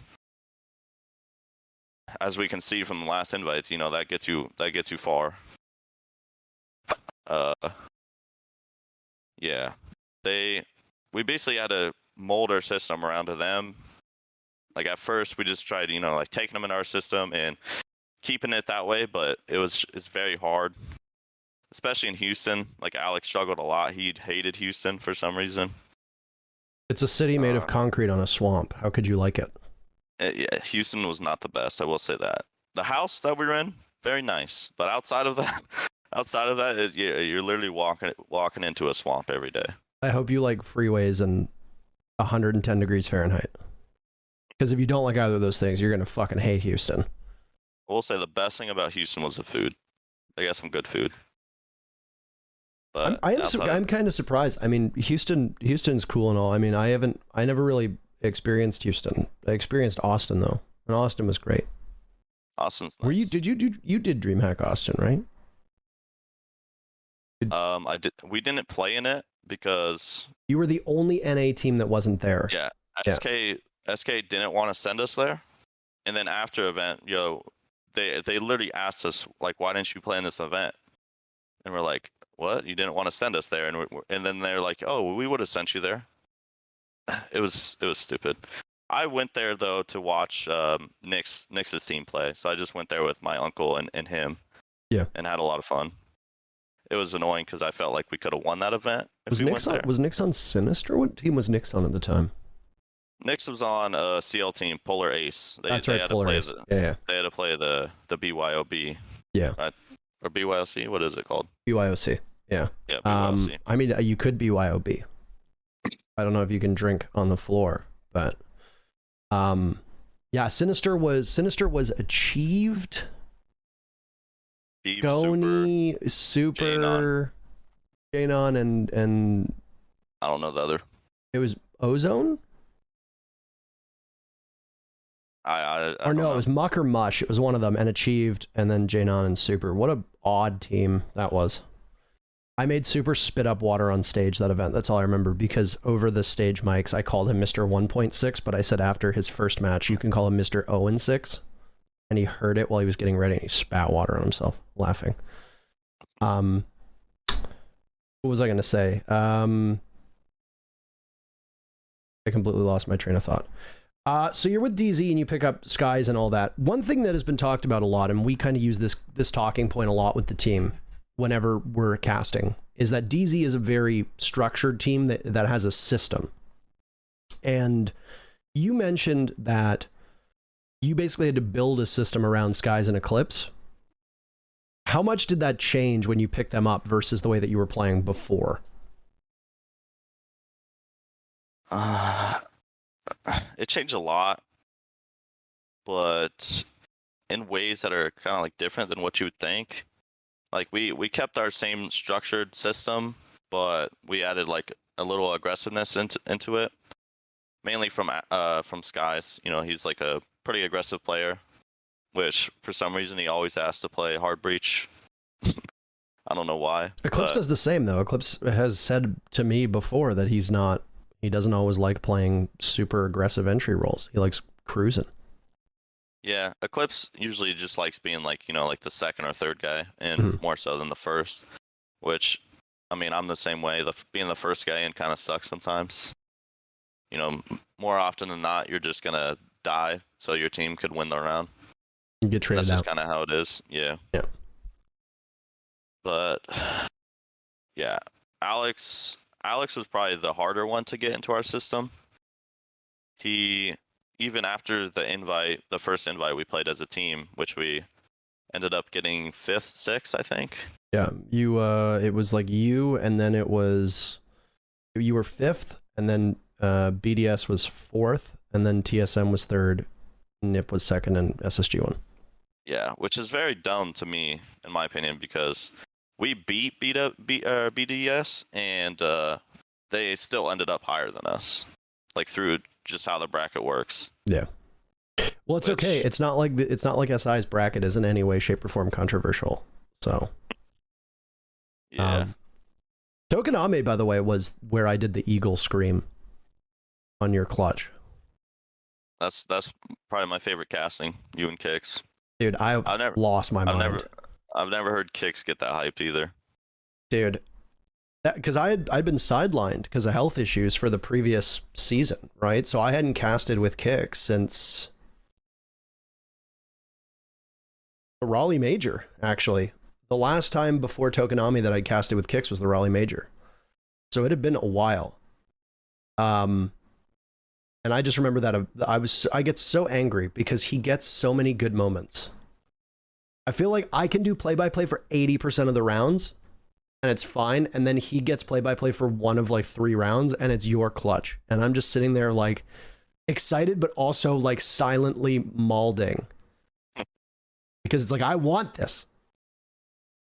So then I did the eagle scream in the background because my voice cracked while I did it. So worth it. Like, it's iconic. It's iconic. When you ended up getting Skies and Eclipse, you said like the whole kind of mood of the team changed where you got to a point where you thought that anybody could get dropped. At that point, how much of it would you go back and forth over who was first cut on the team?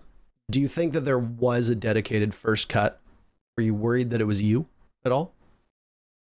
I would say like the first however many months, probably like 5-6 months of the team was good in that regard. You know, there was never really like any thought about someone being cut.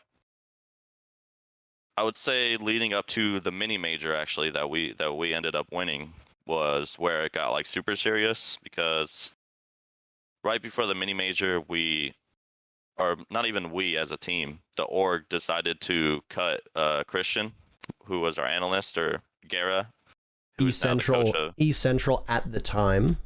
Yeah, who's now the coach of Mirage. Mm-hmm. So that wasn't even like, no one on the team, I don't even think really Brandon had a say in that happening. It was more so just Zach wanting to cut Christian. So Christian got Christian.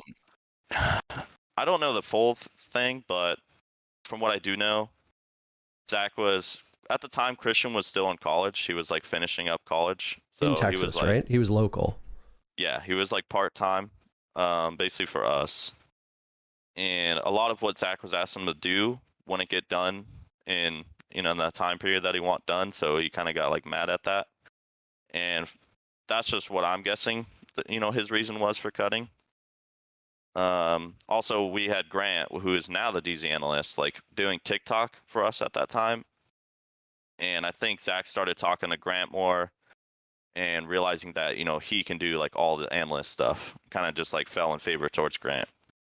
You also it was kind of murky at that time because like technically Jordan Bacon was like your player coach, and then BC was like the strategic coach, and then you had Christian as like your analyst. And then it was around that time when Guerra, I always screw up with the pronunciation. Christian gets taken off of analyst, Grant gets the spot, Jordan gets moved to the actual org, and BC takes over full-time as coach, because then either Eclipse or Skies takes his spot on as a player. So you had a huge reshuffling, not just of personnel, but of your players too at the same time. Yeah. Which I'd even talk about that, but that was like another thing that was hard to deal with at the time. Was, Brandon as a player was really fun to play with. He was, like a good friend to especially like Paul and me. And then as a coach, he kind of almost cut ties with that. Which, I mean, it kind of makes sense, for a coach to, not be like super good friends with their players, But it was just weird because we were used to him being like a different person, I guess, as a teammate, and then as a coach, he kind of just fell back into that, that system of just, it's a job. Kind of just it being a job and putting a lot of stress onto us, I guess. How much of a say does BC have in the roster moves? Because now, I mean, a lot of people are here for one reason and one reason alone, and that is because of what got sparked when Get Flanked, who is a Dark Zero content creator, he had BC on his show, The Pro and the Potato, and BC basically spoke about your departure in slightly vague terms, and you're not the type of person to take to social media to air grievances. You're usually very quiet. You usually just post relatively non-controversial stuff, but you broke that trend to tweet that you didn't necessarily agree with the assertions that were made and the conclusions that came up from that video, and that you kind of wanted to share your side of it, which is actually what pushed me to reach out to you to restart 6-on-6, because I was still in the process of figuring out how we were going to do it, since Troy didn't necessarily want to break his own thing. So I was like, you know what, now's a perfect time to break HotanCold out and bring him on the show. So let's shift towards that conversation here now. Because at this point, the team is doing okay, but clearly there is a need to make another roster move, and you end up drawing the short straw on this one. You get dropped seemingly last minute. Was there any heads up whatsoever that you were going to be moved off of this team at the time that you got moved off of? There was no specific heads up told to me from anyone within the org. The only thing that happened, which shouldn't have happened, but it did, was at the time, Brandon, it's kind of weird because Brandon at the time was a head coach and the GM of the org. So he would give Zach kind of like, reports of how the team was doing and kind of like grade us as players.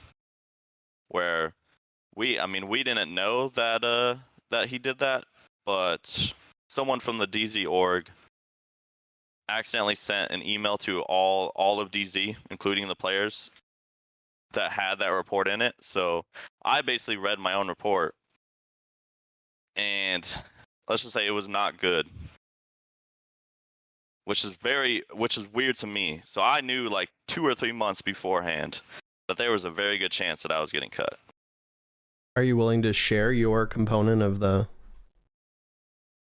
Also, I would love, I'm not trying to throw anybody under the bus, but I don't think I've ever worked a single job where somebody hasn't botched a forward or a reply all and just torpedo something. It happens so frequently. Like, so you got this report about 3 months before you were dropped. So that would have been, what would that have been, end of 2020? That would have been that would have been before the NAL finals that happened in January, right? It was while we're in the Vegas house. I think like the last 3 months before I got cut. Okay. I don't know the exact timing, but around then. Right. So what does it say? Basically, it's just like almost like a report card from high school, grading all of the different categories of siege, teamwork base, shit like that. And it was, I don't know, it was stupid. It was very stupid, because I'm just sitting there looking at this like thinking to myself, how the fuck am I the one not gonna get cut based off of this?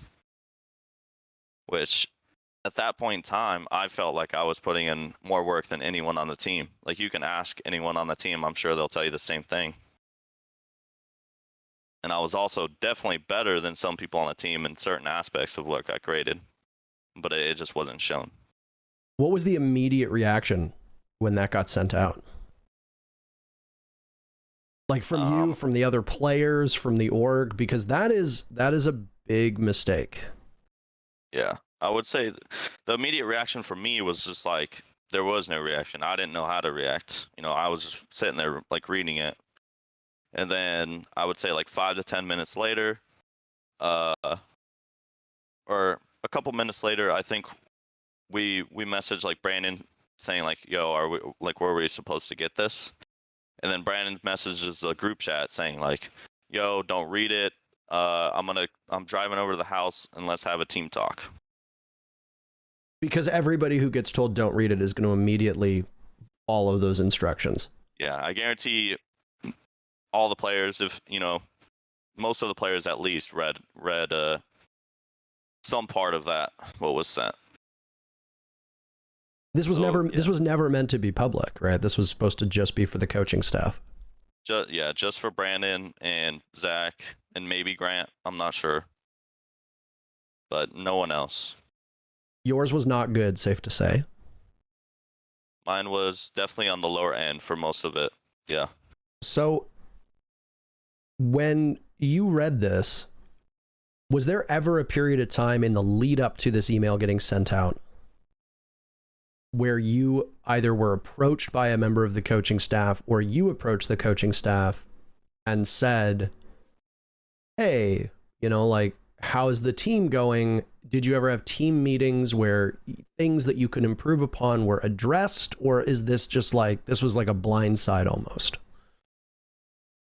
It wasn't a full-on blindside.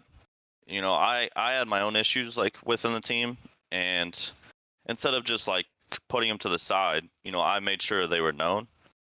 I multiple times went to Brandon and said, like, told him like I don't feel like I'm like fully respected within the team, and I feel like what I did for the team like wasn't fully like acknowledged, I guess.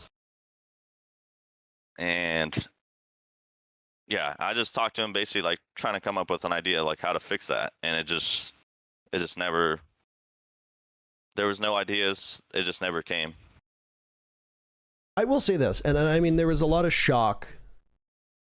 There's a lot of shock from the people in the chat about the fact that this exists. It does not surprise me in the slightest that the coaching staff has like a report on each of the players. You need to have that to communicate it to higher ups in some capacity. This is not weird. This is not abnormal. The abnormal part is accidentally leaking it to the roster, because that's the sort of stuff that is very much supposed to stay private. But in many ways, at least from a business perspective, the goal of these performance reports are often to share it eventually with the person in question or people in question and attempt to find a resolution, which usually is improvement, right? The only thing that was brought up to me, which was brought up, you know, a good while before that even happened, was basically Zach telling me that I'm just putting in like enough, you know, not anything more. So I mean, that was like a big push for me, where, you know, I put in a ton of more work than I used to. You know, after scrims, after, you know, a 12 to 7, 12 to 8 day, I would do 2 hours of aim lab, you know, and I would watch a VOD, just, you know, a good like hour and a half, which like most of the players on the team are not doing that. And it was just enough. So in that capacity, then I would ask, what more could you do? Is that something that you inquired about at all? I asked that many times. You know, I was usually the one to ask, you know, ask Brandon, ask Zach, like what more I can do. Basically, I asked Brandon, you know, what I needed to work on, like how I needed to work on it, and it just felt like it kind of got pushed to the side, which I guess is fine in some cases, because, you know, there's a lot more other problems on the team. You know, it's not like just like one person has problems. There's a ton of problems, and he's trying to solve all of them. Right. So I don't like blame like BC in that regard, but I just feel like if a player like keeps coming to you about something, eventually it has to at least get like noticed. It is also entirely possible, I'm not saying this about you,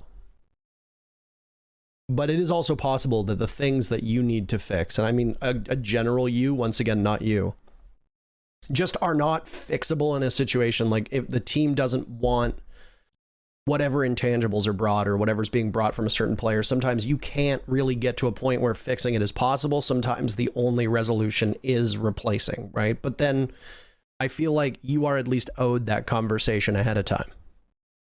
Yeah. To a certain extent. Obviously, we have seen many teams tell a player that they're going to get dropped before an event, and then the player just torpedoes the event. Because, I mean, are you going to play your best? Like, no. Right? I agree with that statement, but it just felt like, I feel like once you get to that point, you have to have used up all your options. And right. We did not use up all our options. You know, we every time we would try like a role change, it would last for 4 days, if that. And then we would just switch right back because, it wasn't going well in the 4 days of scrims that we had with it. And, I'm sure but Alex said multiple times on the stream that he was trying to play the hard breach support for 8 months, right. Basically since he got there. So what was the one thing, before we moved to you actually getting removed from the team, what was the one thing that really stuck out to you on that report? Because you said you didn't agree with some of it. What was the one thing that really stuck out to you on it, good or bad? If you're comfortable talking about it, by the way. I did not know that this existed, as people might be surprised. This did not come up when we spoke before the actual stream started, so this is brand new information to me. The one thing that surprised me was like comms. I always felt like I had some of the best comms on the team, and I think on that sheet I was like last in comms, which was just very weird to me because at the time, like Brandon was trying to move me into more of like an IGL role. So like, why, if I have the worst comms, are you moving me into like a role where I need to comm the most? It just didn't make sense to me. Obviously, that's something as well that can be worked on too, right? Did you ever have with the staff? How often did you have meetings with Zach or with BC as either a team or like individual performance reviews? Did those ever happen at all? And if so, what was the frequency with them? We used to have meetings with Zach a lot in Houston, but since we moved to Vegas, obviously he doesn't live in Vegas, so he's only ever there like I think like a week out of every month, if that. So I mean, usually when he was there, we would have a meeting, but obviously it wasn't as frequent as it was in Houston. So that was like kind of a different feel too, because we were so used to having Zach there every day, being with us, being like a team dad almost. And ever since we moved to Vegas, it kind of just felt like he just kind of slipped into that boss role again. Yeah. We had meetings with Brandon. We honestly never really had him as like a full team as much as we should have. Me, Paul, and Tyler would make fun of it and call it the hierarchy. Like we were not a part of the hierarchy, and the only people that would be like in the meetings for that would be Alex, Kyle, Brandon, sometimes Grant. I mean, having coaching meetings and stuff like that is not abnormal. But yeah. I feel like if you are trying to put forward the best product possible, and this is a thought now that is independent of Dark Zero. If you are trying to put forward the best product possible, I feel like meeting with the players individually and having a coach them through that. There's a reason why if you look at sports, almost every single sport has dedicated coaches for dedicated roles and positions, right? They're obviously not the head coach, but you have conditioning coaches. Sorry? I will say Brandon did do a lot of like one-on-one meetings, but I would say like certain players got more than others. Like I think on the 8 months or whatever Alex was on the team or Skies was on the team, I think he only ever got like one. And I don't know if there's reasons behind that, or I don't know if it was like, Brandon kind of being like almost like too scared to talk to Alex, because like Alex is intimidating. But like once you get like past, I don't know. Skies is such a softie. Wait, once you get past his like shell, like I don't know, he's just like any other person, Monster on smoke, though. He is a monster on smoke.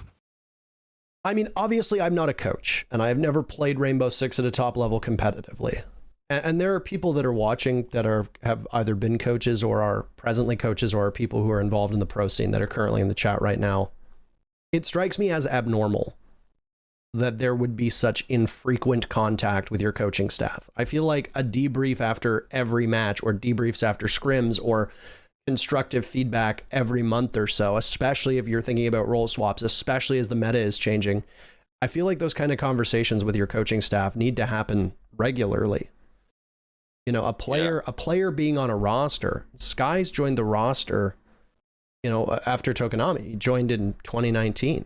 He left just a couple weeks ago. He was on the roster for a year and a half if what you're saying is true and he only ever had like 1 or 2 meetings, like that is not enough over 15 months. Unless you're perfect. Like unless you're perfect and you never need to be talked to, which Skies is great, but nobody's perfect. So Yeah. it strikes me as odd that it would be so infrequent.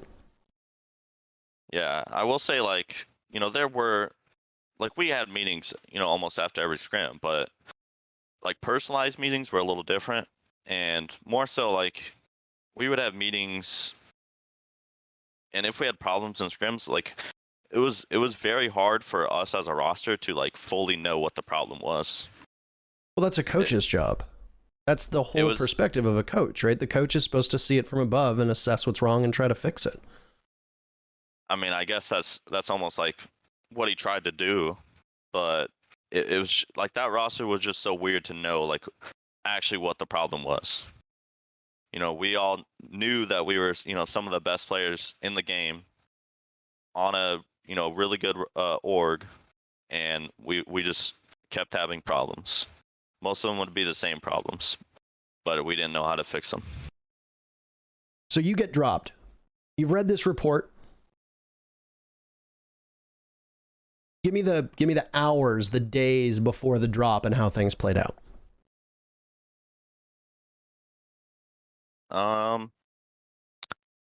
Usually when we were gonna make a roster change was like after, you know, an event or a LAN, and all the other people on the team would know like the feeling, because usually we would take like a little more time off just to like, you know, get everything signed with, you know, with the player. So like that week or two like leading up to it, like I knew, like, I don't know, something was gonna happen. I just knew something was gonna happen.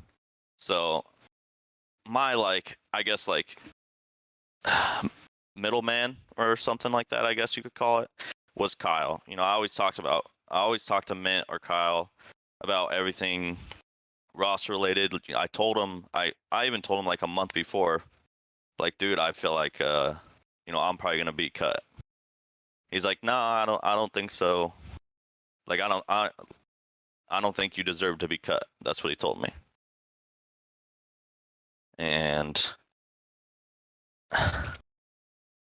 it was just, I don't know, it was just the weirdest feeling ever. Did you think it was coming? Yeah, like I said, I knew there was a very good chance of me getting cut for 2 months.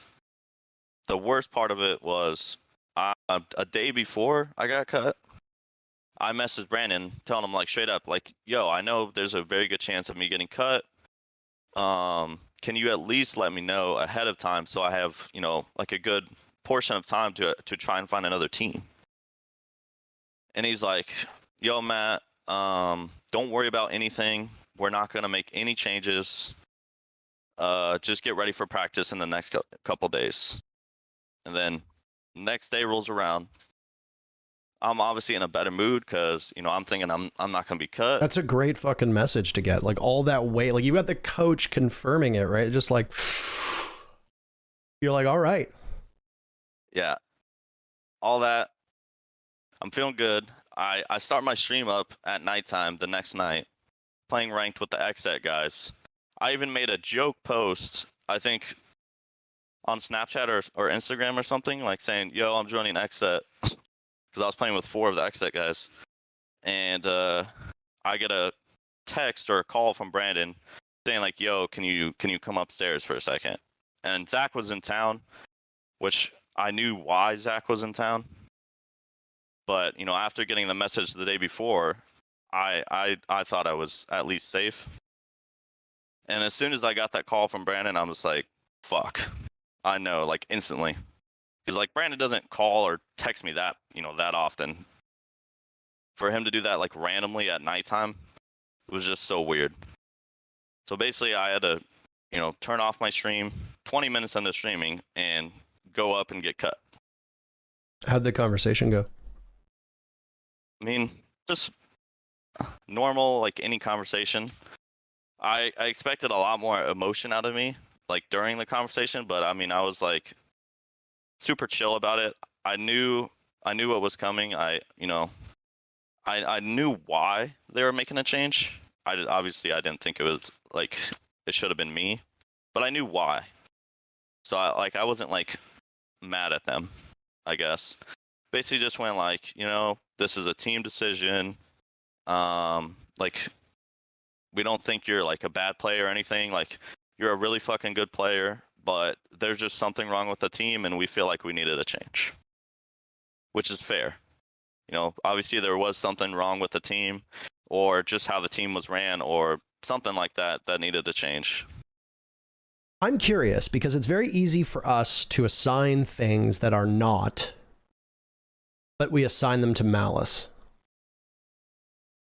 I wonder if when they messaged you, or Brandon, who's BC, messaged you at the time, you were genuinely safe because they didn't have anybody lined up. Yeah. And then the next day, an opportunity arises for them to get NJR, and all of a sudden, BC wasn't lying at the time. It's entirely possible he was telling you the truth. I don't think he was necessarily like straight up lying, but I know damn well they were working that trade, like that, that they were working on getting NJR for a little bit. Whether it was set in stone or not, I feel like I should still know, after knowing those guys for years, on if I have like a good chance of getting cut. That's just where I'm at with that. I think that's a mature way of looking at it. But I mean, how do they go about having that conversation with you? Like, do they tell you a week in advance? Hey, like we're shopping for your replacement. Well, the thing is, I already knew about it because I read the statement they put out 2 months before. That's fair. Like, and the thing is like, there were other players that were on the chopping block too, but after I read that statement, I put in more work than any of them. Some of them didn't even put in work after that. Right. It's like, yeah, that's honestly the normal reaction to seeing something like that. Like, why would I put in work if, I'm already on the chopping block anyways? Yeah. I think there's two schools of thought when you see that report, right? Some people react to criticism by closing down, and some people are motivated by it, right? Like, it's very easy for you to see that report on yourself and be like, holy shit, I got to work harder. Yeah. It's also very easy for you to look at it, as I know from talking to players on teams in the Rainbow Six ecosystem, that they knew that they were getting dropped a month or two from them, and they just stopped trying. Yeah. So, like, I mean, I know it's very easy for us to villainize DZ, and I'm certainly not going out of my way to try to carry water or cover up for them at all. But I can absolutely see why DZ, an org that is already, they like to play things super close to the chest. They, to the best of my knowledge, they haven't had any roster moves leaked. So, like, the only NA org that hasn't really had any roster moves leaked. I can see why they would want to play this, like, close to the chest, because of concerns with, maybe they tell you, hey, we're thinking about replacing you. Saying it and not seeing it in a report is totally different. And then have you just be like, okay, well, I'm done. Why, fuck this org. I've been with them for so long, I'm not going to try. Like, I can see that. I can see that too, but I feel like them knowing me as a person, like, changes that. Like, they already know me. They've known me for years. Like, I've helped build that org from the ground up. The least they can do is give me, like, a heads up, in my opinion. I will say, of this particular situation, I'm not your coach. I don't know you the way that your teammates do. But I stress this. I don't know anybody who's probably more relaxed in the entire NA ecosystem than you. So from the fact that they've been with you for this long, I think you're right. If anybody, BC and Mint should know how you handle this sort of stuff, because they've known you for that long, right? You're not just some random person that flew onto this roster. Whether you deserve a heads up or not is completely out of the question at this point. It's more so just on how would he handle it if we told him. Yeah. Look at Laxing. Laxing literally got dropped by C9. They openly wanted to replace him. They made an announcement that they were benching him. And what was his response? His response was, it's a business. I get it. We move on. And then what happened 2 weeks later? They picked up the most eligible free agent on the market, Laxing, and he's back on the team. And guess what? It didn't impact his performance at all. So everybody kind of handles it differently, right? That's where I felt like I was at. Like I've been a part of us as a roster, as an org, cutting people many times. Like I know how it works. I know why. Like I know at the end of the day it's a business. So like in my mind, it would be way easier for you to just let me know, and I could either, if it doesn't happen, then I could put in more work to show why like it shouldn't have happened, or if it does, it does. Like that's just how it is. Right after you have this meeting, it's nighttime, you just finished streaming. I mean, reluctantly just finished streaming. I will say that at least they did you a favor by not forcing you to have to play with the exec guys. I think that was a real leg up for them right there, because it got you out of that stack. Huge W. Dude, they're just, so many people are just preying on their downfall. What's your, I mean, you said you were expecting to be more emotional, but you're not. Is it, what kicks into your head in that case? Because I mean, frankly, emotions would be totally understandable. You've been a part of this core for, I want to say almost half a decade. So what's the first thing that starts going through your head? Is it shit, I have to find a new org? Is it like a pity party? Like what's the next step for you? Well, the thing is, a couple days beforehand, I already started messaging Nyx about joining Mirage, because I knew there's a very good chance of me getting cut, and I didn't want to get fucked. If they found someone else, maybe they just tell me no. So I wanted to, at least reach out to him, make sure I have a safe spot before I actually get cut. And the whole emotions thing was mainly just in the meeting with Zach and Brandon. Like I just felt like I had no emotions in that meeting. But after that, like, I went to my room. I was still perfectly fine. And then Paul walks in my room, and I just started bawling. It was hard.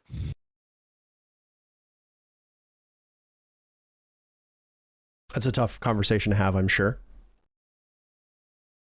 If you need a moment, by the way, I can happily fill the air here. But you do something that's very smart, and that's you secure a spot for yourself ahead of time on Mirage. Now, as far as I'm aware, at this point, Mirage has Quartz coming onto the roster. No, Quartz is already on the roster. Technically, yeah, but not legally. So how quickly does that move? Because he doesn't have a visa at this point. And now they have 4 players, right? So how quickly does this move for you? What was the pace after that point? Well, they were already trying to find players for Young's spot, because Young was originally on the team, and he decided to not play. You're talking about Young from EG, not Young Alec, correct? Yeah, Young from EG was their like flank watch. And then they found out about, them getting the NAL spot, so they all had to move. So they knew Quartz couldn't get his visa in time, so they started looking for 2 spots. They filled one of the spots with Benji Mula for technically Young's spot, and then they were trying out. I think they tried out like at least 6 different people from CL. But like as soon as I messaged him, like Christian or Guerra basically told me like, yo, you have the spot if you want it. Not bad. Of course, they made a very smart move by taking Flynn off of the team. So, I mean, at this point, you'd messaged Nyx ahead of time. Now, you view this Mirage roster that's just kind of come together, right? Like you've got Dream on the team, you've got Benji on the team. Is there excitement here? I know that you just went through this huge emotional moment leaving Dark Zero. But this is a new team, a very promising team. It's a new org coming into the scene. Does it immediately shift, and it's kind of like, okay, I'm sad, but now I'm very happy because there's something to look forward to? It was definitely like a sad and a excited feeling, because I knew like wherever I went, like I wasn't gonna play hard support unless like it was a team I felt like we can be the best if I was on hard support. Yeah. I knew it, like, yeah, whatever team I went to, for the most part, it was going to be something new for me. Like, I was going to have to, like, relearn a role or put in more work than I would, just playing support. Were you excited to be reunited with more of a role that wasn't so thankless? I mean, it was definitely like a lot of fun playing with the Mirage guys. We had some problems for sure, but most of them are like basically rookies within the scene. So like me and Nix kind of like took it upon ourselves to like teach them a lot of how land goes, like what we should be doing, and it was cool like teaming with Christian again. Everyone on DZ always liked Christian, so. How much had he and Nix evolved / matured from when they were on Dark Zero? Because they went through a lot. I mean, after Christian got dropped from DZ, he kind of went into the wilderness for a while. He was a part of, I think it was The Last Dance, if I remember correctly, in Challenger League. Yeah. And then obviously Nix was all over the map. Yeah. Yeah. If you could just comment briefly on both of them and how you felt being with them on Mirage was different, if it was different at all, if they'd evolved as people and as personnel. Yeah, they were definitely different. Christian, back, I guess you could call it back in the day, was more just like he was just awkward, a little awkward, didn't know what was going on half the time. But like now, I feel like he's fully like set in stone, like of being like a coach. Like he knows what he wants to do. He has a vision, so it's nice. He's still like a goofball most of the time. So that's, I feel like you kind of need that within the team. You need one of those.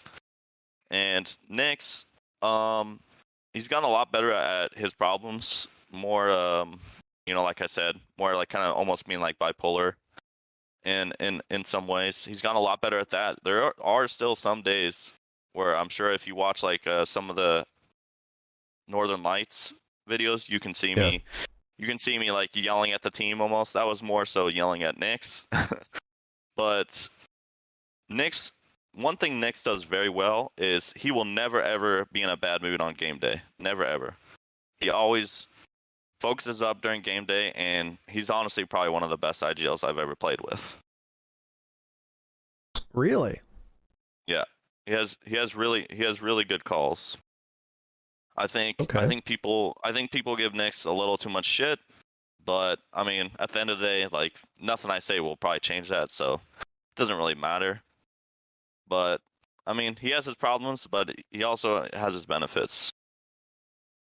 What I'm about to say is going to sound like a very stupid question, and I mean it might be. But did you see this renaissance when you went on to Mirage?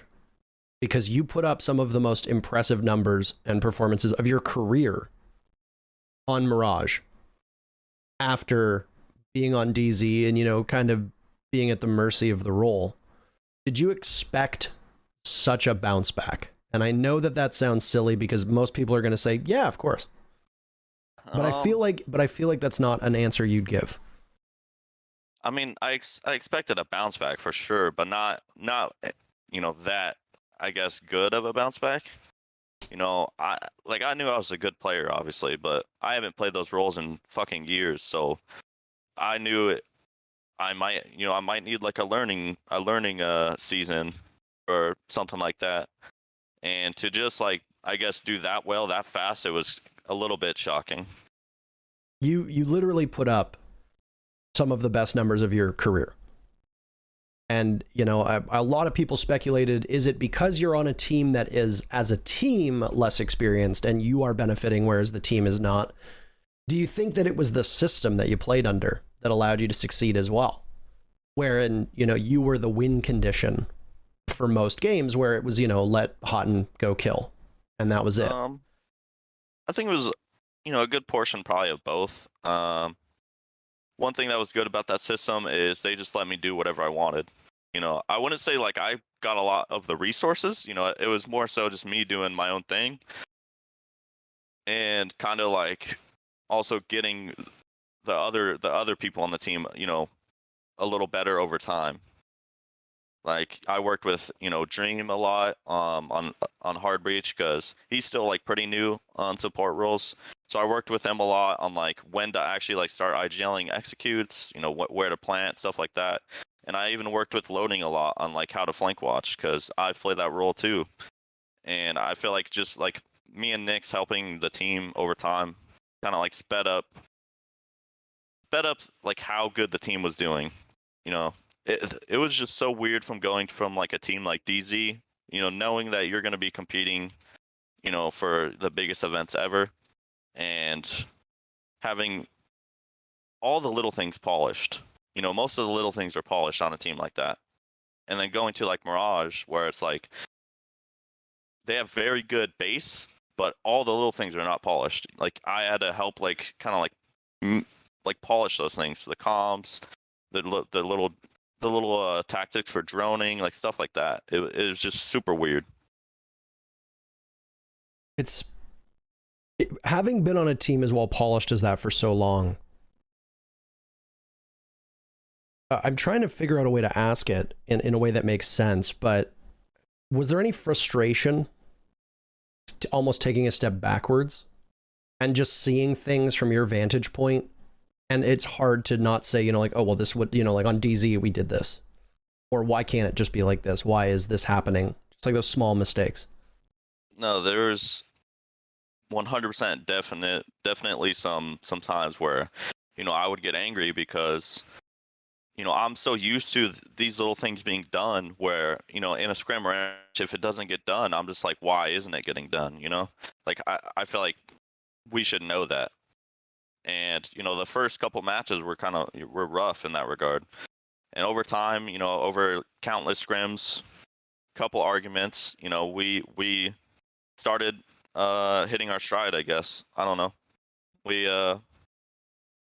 We worked well as a team. We got through our problems well as a team, and then we executed game day like very, very well. I would say quite well. You finished in the top 4. It's kind of a frenzy, right? It's like a blur. You go from being on DZ one day to literally on Mirage a couple days later to playing for Mirage a couple days after that. And then you guys finish better than Dark Zero. In fact, you finish better than most of the league. Is that like I know that you're a very relaxed guy who doesn't often, you don't really pump your chest. No, it was a very good feeling. I was going to say, how was that a good moment for you to see all of that come together and Mirage succeed as much as they did?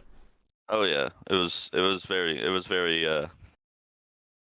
I don't know, it was just fun. It was a fun feeling. It was funny because it wasn't even like more so me, but even the rest of my team, on Mirage, they're like, like, fuck those guys, they didn't deserve you anyways. Like we're gonna make them, we're gonna punish them, and then we ended up placing higher. So it was just funny. Do you still have any contact with any of the guys on Dark Zero? Yeah, I mean, I'm still all like really good friends with everyone on Dark Zero. Even Brandon. Like I would like to think I'm still friends with Brandon. I don't really hold any grudges like towards them as people. It's more so just like, the mistakes they had while doing it, which, I mean, it happens. Right. You look at the changes that they made. So they picked up NJR for you. There's been a lot of criticism of Dark Zero online about the NJR pickup, and the biggest one seems to be that they move you, who was playing on support, off to bring in NJR, who's very similar to Hyper in terms of play style and doesn't necessarily fit the same mold, which required role swaps. From an outside perspective, and I know that it's almost impossible to decouple your personal opinions here, so try to. But do you think that NJR as a pickup made sense for Dark Zero at that particular moment in time?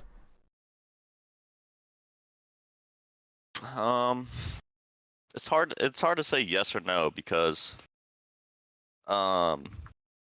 like picking up, I guess, like an up and coming player that's, just had like a breakout season on a team that's right in the middle ground of like, competing for top 4 or, being bottom 4 is like, it's almost hard not to pick a player like that up because you're literally hurting another team, and by theory you're making your team better.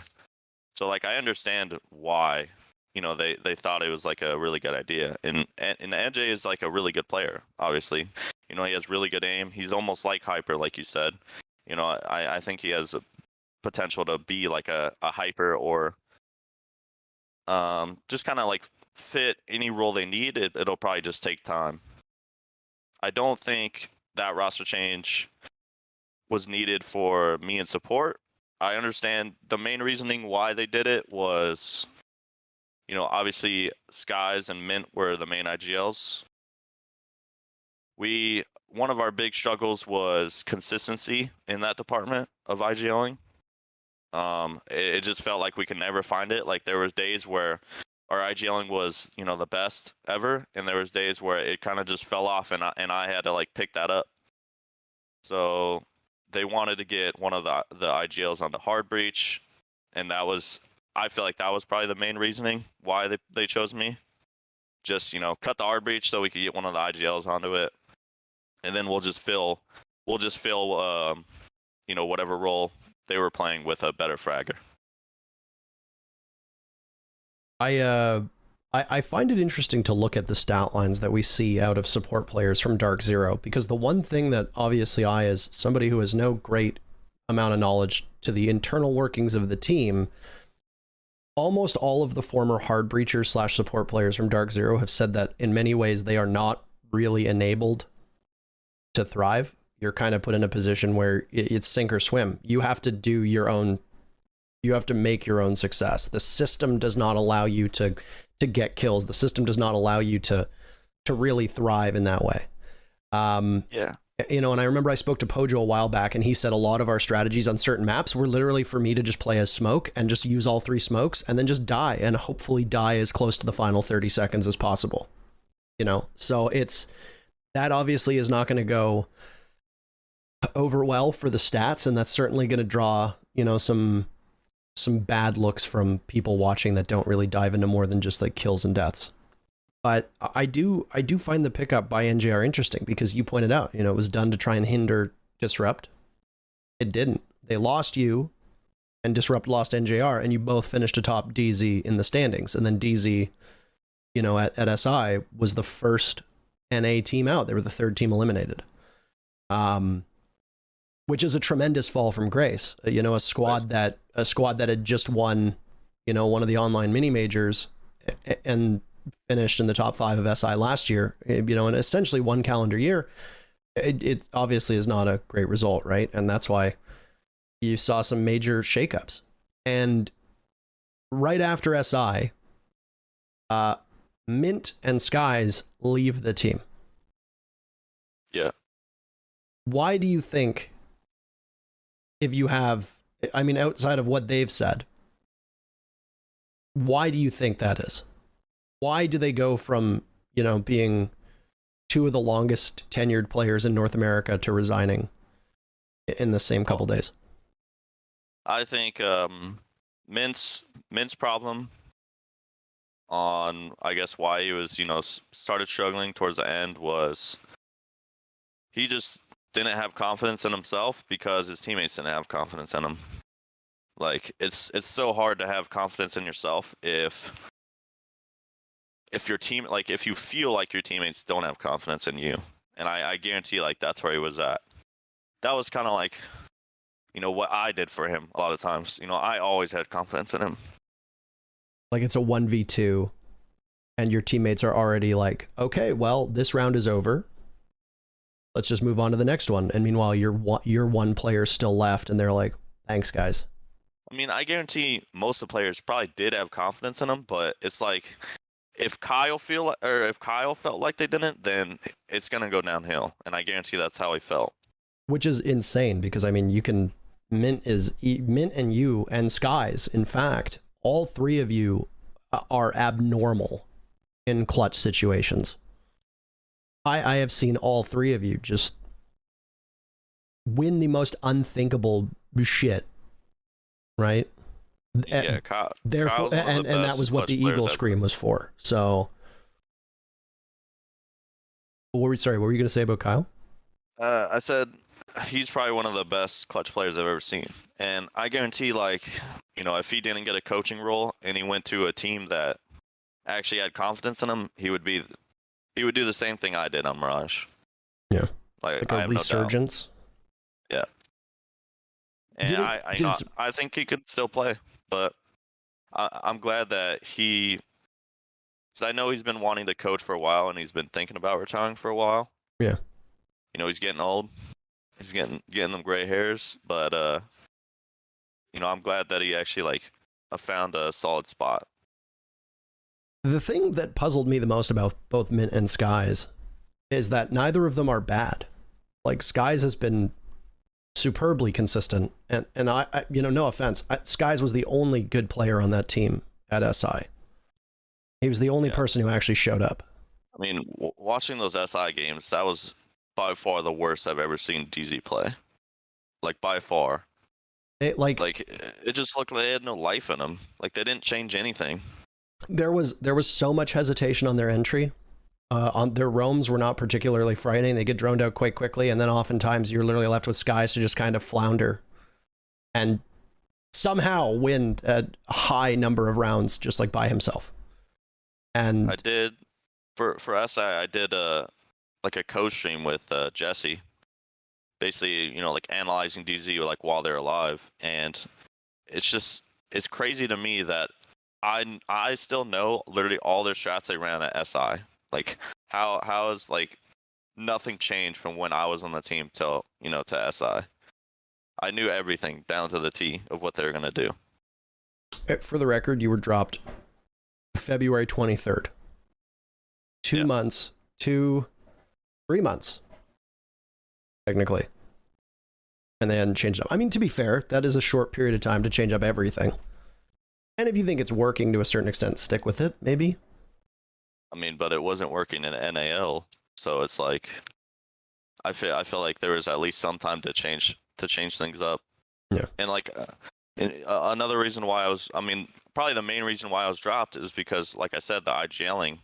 They wanted Skies or Kyle in the IGLing or in the hard breach sheet to IGL and change the mid round, but that whole tournament, there was nothing that changed in mid round from what I saw. It just looked like they stuck to the scripts, and then their scripts just got demolished by everything. Yeah. So they didn't know what to do. Do you take any, I don't want to say credit, but if you hadn't been moved off that squad and no roster move had been made, you think that Skies and Mint would still be playing? Yeah, for sure. I definitely think so. It's always be interesting to hear their perspective on that as well. Let's turn to the present, though. You're with SSG. We are at 2.5 hours at this point. I want to move into the final half-hour segment, which is just me talking to you, of course, outside of this and talking about you in real life, because obviously there's more to you than just you being a cyber pro athlete, sportsman. So you go to SSG. How did that happen? You're with Mirage. You're doing really well. Mirage finishes 3rd place. I think Mirage was 3rd, if I remember correctly. You're having a hell of a time putting up some of the best stats in the NAL, and then you go to SSG. How does it happen? I remember it was the day that Troy retired, or announced his retirement. It was, I think, right before the season started, or in the middle of the season. I'm not entirely sure. Troy retired days. It was 3 days before the first play day or something like that. And I remember SSG put out a thing saying, we're interested in buying out players, stuff like that. And obviously, it's against the rules for me to reach out and stuff like that. Coaching rules, by the way, for those that are curious. Yes. So Christian or Guerra basically came to me instantly that night and said, he's like, yo, do you think you'd want to go there at the end of the season? Because if so, I could talk to Mirage and, try and get them to get a little head start on that. And I was I was thinking to myself, I don't know like what you guys would have to, give me or like what we would have to do as a team in order for me not to go there. It's just such a good opportunity, which, all the players understood, and they knew that I was, potentially had a very good chance of leaving since the start of the team. And yeah, at the end of the season, I mean, I honestly didn't think I was gonna like get the spot. I just had a weird feeling about it, and I couldn't really do anything. I couldn't really talk to them. After SI, they hit up Mirage. Mirage tells me, SSG is interested, and at the time I had, other orgs interested too. I think DG was interested, XET was interested. So I basically had meetings with a bunch of different orgs, and yeah, I mean, after that, I kind of just sighed. I don't know. You hear that? First things first, Hotan says XSET and DG not good enough. You heard it here first. I'm kidding. I mean, at the start, even before Mirage, I had an offer to go Mirage or Disrupt. Right. I tried out those were the only two teams I got offers from. I tried out for both those teams. And the only reason I went with Mirage, well, not the only reason, but a good reason why I went with Mirage was basically a clause I got in my contract saying that after the first stage of NAL, if I could have renegotiations about, my salary and stuff like that. And if we don't come to terms, then I'm a free agent. That was the clause. That's a pretty good clause. I feel like that was too good to pass up, because it just gave me a lot of freedom. After, if I had a really good stage, which I did, then I knew like I wanted at least like renegotiation in my contract. All right. How was that turnaround? Did you ever reflect on the fact that you went from, in the span of 4 months, you went from being dropped from an org that you'd been with for 3-4 years to then having an incredible breakout season and then basically being the most sought after player in the entire league? It was weird because I've never been like a free agent where, teams have like reached out to me. Only time I was ever a free agent was when I got cut from F3, and then a week later I went back. So it's just like a weird feeling. I was scared when I got cut from DZ that, I wouldn't have had like a good amount of choices or even any choice. Because like, I don't know, if players look at my stats, at least during the season, I was negative like 30. Those are not good stats to look at. Who's laughing now? Hey, I still got a lot to prove. I think you can acknowledge that, and I appreciate the human element of that. But you can also stand there smugly and realize that you literally proved everybody who doubted you wrong. I mean, I've definitely slid in my shit talk, to some of the DZ members. Friendly shit talk, but I mean, it's well deserved from how you played. But you started off with a bad game. Your first NA game with SSG, not so great. You bounced back for your second game. How has the learning curve been for this team? Playing with the SSG guys has been like kind of crazy because, I went into the team thinking I was probably just going to fill Troy's role. Just play hard breach and then whatever he played on defense, which in my opinion was like, it made sense because, they already had a winning formula before with Troy. So why not just fill it and then we could work from there. But they had a totally different idea coming into the season. After SI, they basically wanted to change their play style. They saw how well it was working for the Brazilians, and we basically came onto the team only dry ran defenses. Our attacks are all free flowy. It's basically just based on, what I call in the round or what Fultz calls in the round for attacks, and we just kind of like work around the problems instead of having a set structure, like most NA teams are used to.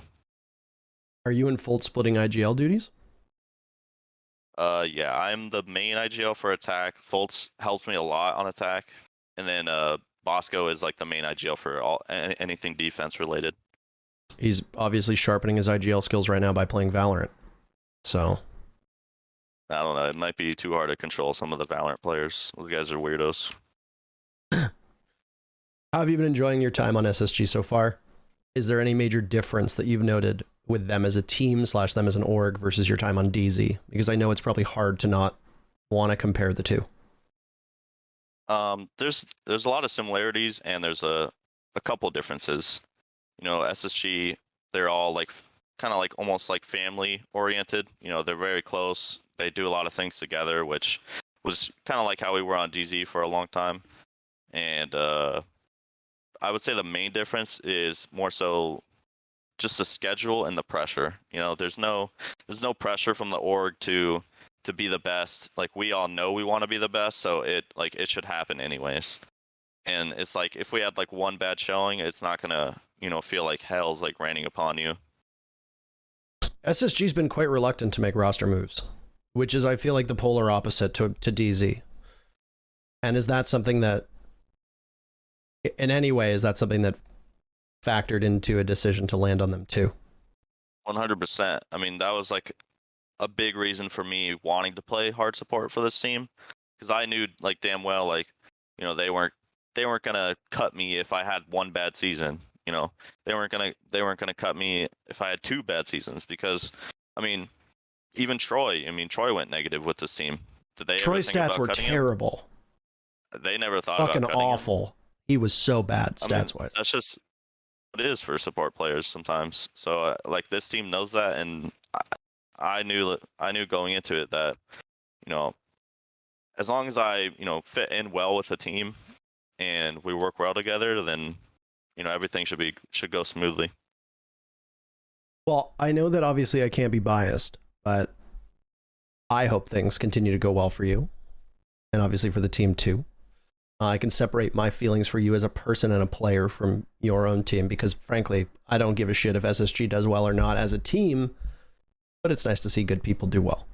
So I was gutted when I saw the DZ situation. Skies was in the chat, by the way. He said that you were the glue that kept the team together, and then when asked directly if he would still be on the team had you been there, he said that he would be. So I think the impact like that you've had on people in the game is huge, and I don't think you could find a former teammate of yours that wouldn't speak highly of you. Doesn't matter whether you're on DZ or Mirage or on Blue Gaming.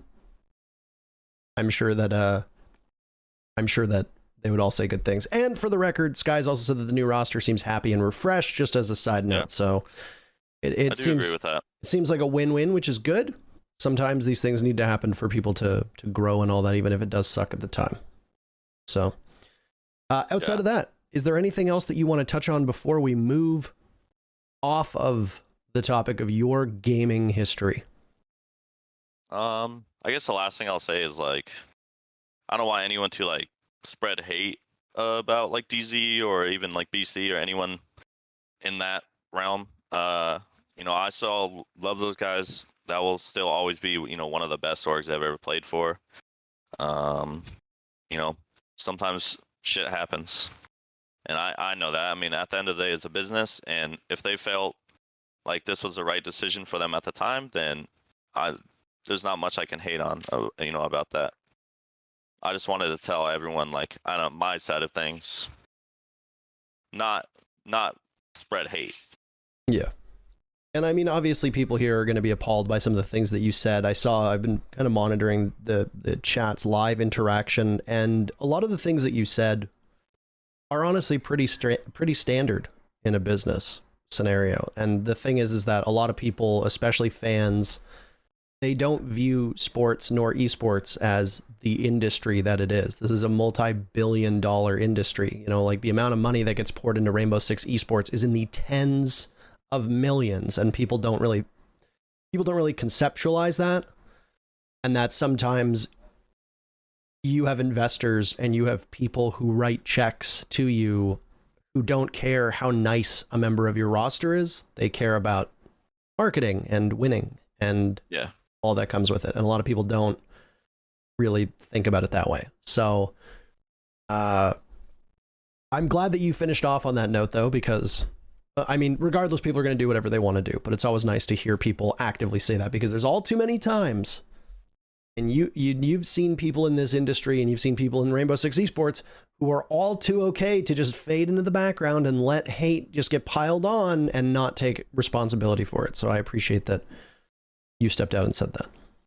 So now onto the human side of things. The one thing that I did want to do, and I kind of tried to do it a while back, is I want to spend the final 20 to 30 minutes that were originally booked up for questions from the audience. I just wanted to ask the same questions to everybody, and I'm still kind of going through them because I haven't really settled on what questions I want to ask. But they are it's an attempt to humanize you past your profession. So the first question is, what is your favorite video game series? You're not allowed to say Rainbow Six, by the way. What is your favorite video game series or your favorite video game? I feel like that's a hard question because I have many hours in certain games, but I don't know if I'd call them my favorite, you know? Like, I love League of Legends. Is that my favorite ever? I'm not sure. I would say the Halo series. I love the Halo series. If you could wipe your brain and go back and play any game or series for the first time ever, I think that would be a better way of looking at it. If I looked at it like that, I would 100% pick... it's an old game. It used to be called War Z, but now it's called New Z Infestation, I'm pretty sure. And that game was just so much fun. That was actually the game where Summit, the streamer, he basically started streaming and kind of like grew his audience from there. Like, I remember him having only like 40 viewers on that game. Is it like DayZ? It's kind of like DayZ, but just not as buggy, like with a way better actual like gameplay system. I don't know. It was more like PvP oriented. What is your most controversial gaming opinion? Most controversial.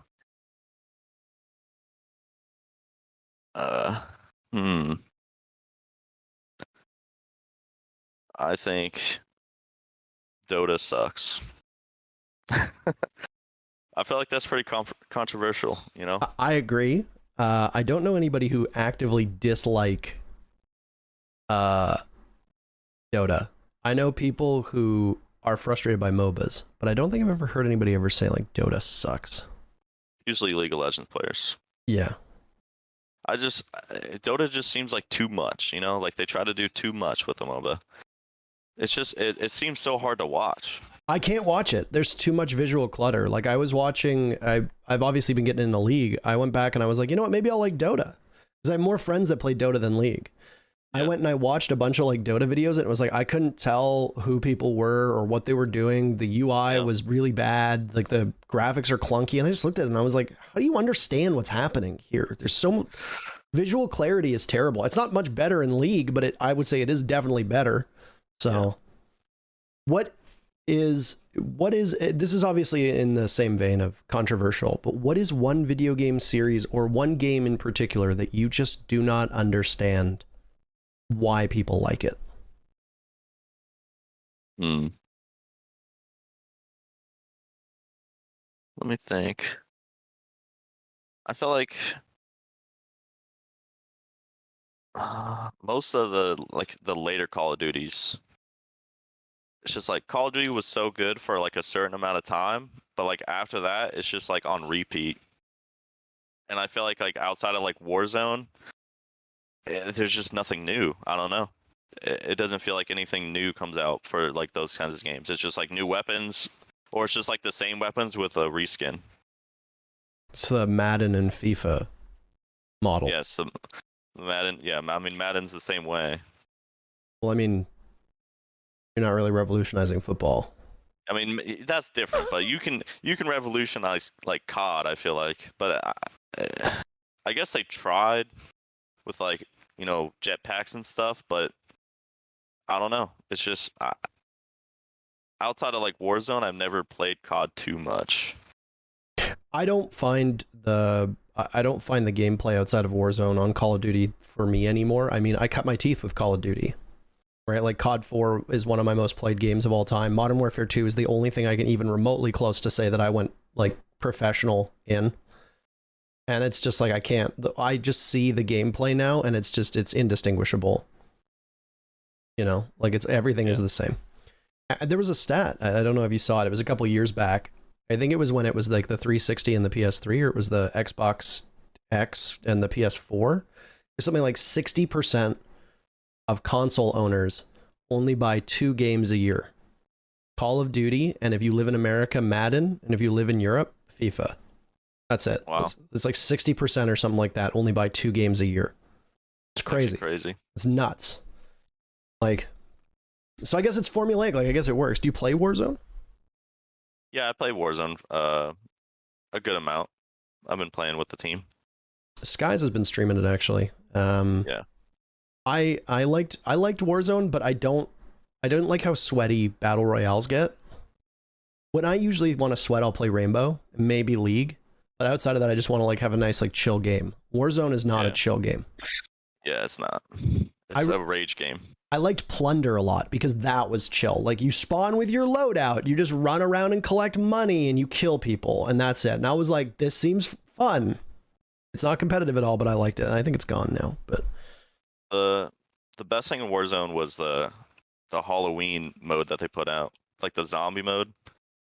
You just basically, when you died, you became a zombie, and you just had to like collect. You had to go kill people and collect like 3 things to like get spawned back in. And I don't know, that was like the most fun game mode in Warzone, because you just kept spawning in, basically. That was Plunder. Plunder, you just spawn right back in. Like, you drop, you die, and then you just spawn right back in. It was great. What is your favorite food? Favorite food? I would probably have to say like more like Asian-inspired cuisine. Like, I love like Korean barbecue, hot pot, if you know what that is. Stuff like... Hot pot's basically Korean barbecue, but instead of like cooking meats on a barbecue, you cook it in like a soup broth. Okay. It's next level. Got to try it over a Korean barbecue. It's better. Bacon said that Cane's is your favorite food and that you're lying. Cane's? I mean, it's not my favorite, but Cane's is up there for fast food. What is your least popular food opinion? If you were goddess, you would say that you like ketchup on your steak, or that you hate sushi, or that you just hate life in general and that everybody deserves to suffer. What is your most controversial food opinion? Ketchup on steaks, that should not be a thing, for one. Mm-hmm. I'll say my most controversial food opinion, like, I hate mustard. Like, anything with mustard in it is just not good. For the most part, I like most food. I used to be very picky, and I didn't even like a cheeseburger. Like, I could not eat anything when I was little. You have the Rampy diet where you only eat chicken fingers? Yep. Yeah. That was me until I was like 14. Now my rule is I'll try everything at least once. What don't you like about mustard? The only way mustard's good is like honey mustard. Mustard, I don't know. The taste of it's just weird. Like, what is it good on? See, I'm that way, but with ketchup. I don't like, the only thing that I like ketchup on is dipping grilled cheese. That's it. That's the only thing I like ketchup on, is dipping grilled cheese in it. Nothing else I appreciate ketchup. I feel like that's weird. I mean, that's why I asked the question, right? Everybody has like weird food choices, and it's so, like, look at chat. Chat has not moved this fast in so long. Like, chat is blowing up. You talk about one thing, everybody just... Zach says, tell everyone how you threw up during the wing challenge. Would you like to elaborate? Oh God. Okay, I'm just gonna say one thing. I did not throw up. I drank so much water that it was just pure water that came out. Okay. Basically, the wing challenge. Sounds like you threw up. No, it wasn't. I was just spitting out water. Okay. The wing challenge. We did the hot ones challenge, and everyone did the last wing besides Nick's. He pussied out on the last wing, but That was the worst pain I've ever felt, probably ever. The last wing, I ate it. I probably drank like four cups of water, and I was just having my tongue in ice, and then my stomach just hit me, and I basically threw up water on the plate. Yeah. You just regurgitated. You didn't throw up then. Yes. Jordan Bacon says, I cried on the toilet after that challenge. That was, one of the worst parts, going to the bathroom after that whole fiasco. I mean, Jordan is also the guy who calls everybody on the internet a beta and likes to pretend that he's an alpha, when in all reality, that dude's like a delta. So he talks a big game. He's part of the Jeep gang, though. The first day I drove with Jordan in his Jeep, he was just riding around. Every time he saw a Jeep, what's up, Jeep gang? Every time. That is so lame. That is so fucking lame. My dad said that you can relate to this because we both own the same car. My dad is like, when you go like and drive around as a Tesla, like, do you wave to other Tesla owners? And I was like, fuck no, it's a car. Like, what? Yeah, it's like you're driving around, man. My dad came home because he drives my car to work every now and then, and he comes home and he's just like, some guy in a Model X like honked and waved at me earlier today, and I was like, like, I don't want to wave to anyone when I'm driving. It's just Jordan posting photos with like, who else has a Jeep? Mark has a Jeep. Does Red Cube have a Jeep? Does. They just like post their Jeeps together like they're at a fucking like Jeep orgy. I Like, think dude, no one Creators got one cares. too. Who? Creators. Goddess apparently has a Jeep as well. Goddess just said, I had somebody leave a rubber duck on my Jeep with a note that said, thanks for being part of the Jeep gang. Dude, there's no way it's that. There's no way. Get a life. Like, what are you... Like, get a fucking life. What are you doing with yourself? Like, oh, I have a car that's terrible on gas mileage and has an abnormally high center of gravity, so it rolls all the time. Like, cool. Like, what are you doing? Like, oh my God. I will say Jeeps are nice though. The funny thing is, I just said all that, is I like Jeeps too. But I mean, like, if you use them for the right things, if you just get a Jeep to have a Jeep, it's like, what are you doing? Yeah. It's if like, you take it out a lot, actually use it, then I like Jeeps. Jordan's Jeep's really nice.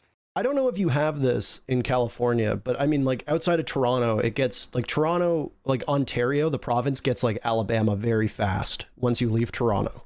And we have a lot of like country folk who live in like cities of like 200,000 people, but they're like, I'm a country gal. And it's like, no, you're not. Like, you live in the suburbs.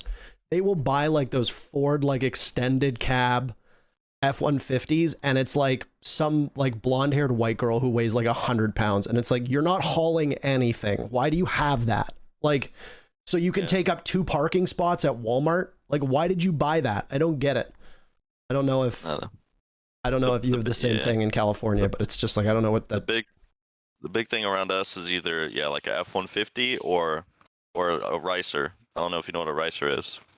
Yeah, I do. Yeah. Are we allowed to say that anymore? I don't know. Like, I feel like it's still used. I don't know if it's allowed to be. I feel like it's one of those words where it's like, I know it. I don't know. For the record.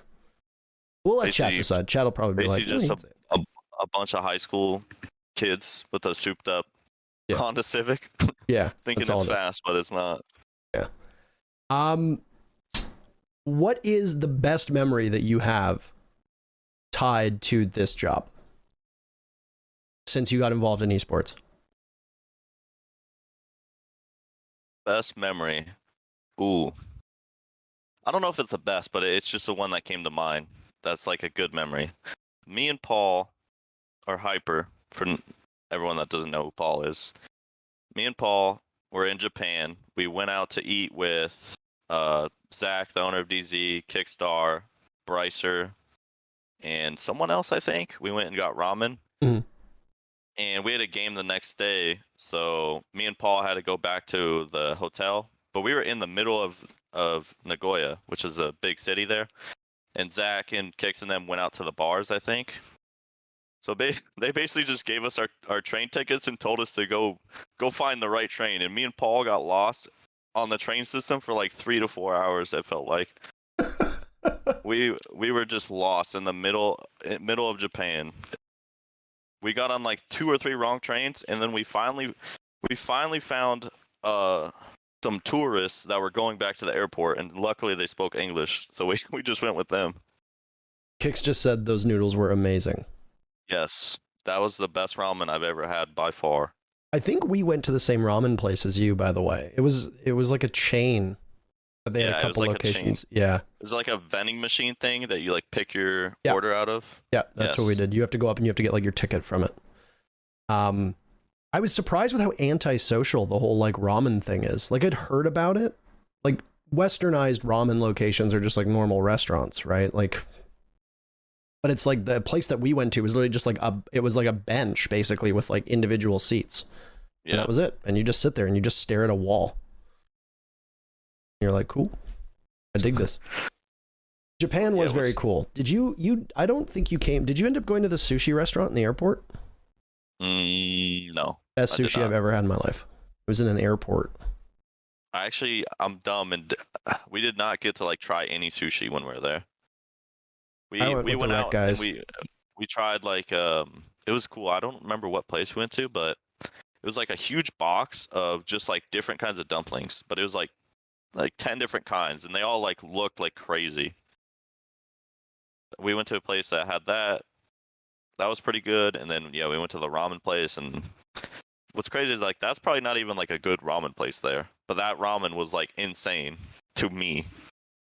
Like that's like when we were in Milan, we ordered like pizza from I don't know, some like Uber Eats, just like regular pizza place, and then one of the guys, like one of the cashiers was like, that's like the worst pizza place like in the city, and we were like, this is the best pizza I've ever had in my life. Like, I don't know what to tell you. Like I was gonna ask this question, but I feel like giving time for you to just talk about it, because I feel like I know the answer. I was gonna ask who's the best person that you've met in esports, and well, I think we know her name, so I feel like that's an easy question for you. Well, my girlfriend, Fia. I don't know if I met her. I mean, I guess I met her through esports. I met her basically on Twitter, though. What do you use Twitter for, Matt? Okay, I wasn't trying to slide in though. For esports. I want to give you a podium because I think that you two are wonderfully delightful, and I've seen like the videos of her like coming to visit and stuff, and I know, and anybody who's spoken to you knows how much she means to you. So I was going to give you some time to talk. She's very angry. She said that you hesitated, by the way. Now she's very mad at you. So hesitated? What do you mean? You were still talking. You ask her? I don't know. She's the one who said it. Yeah, she gets like this sometimes. She's weird. No, obviously, you know, meeting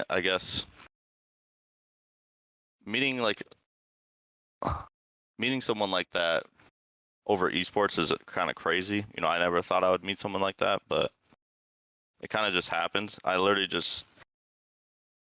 even think I was following her at the time. She just made a post about like getting a team's jersey for SI, and someone I followed liked it, and I said, yo, get a DZ1, and then we just started talking from there.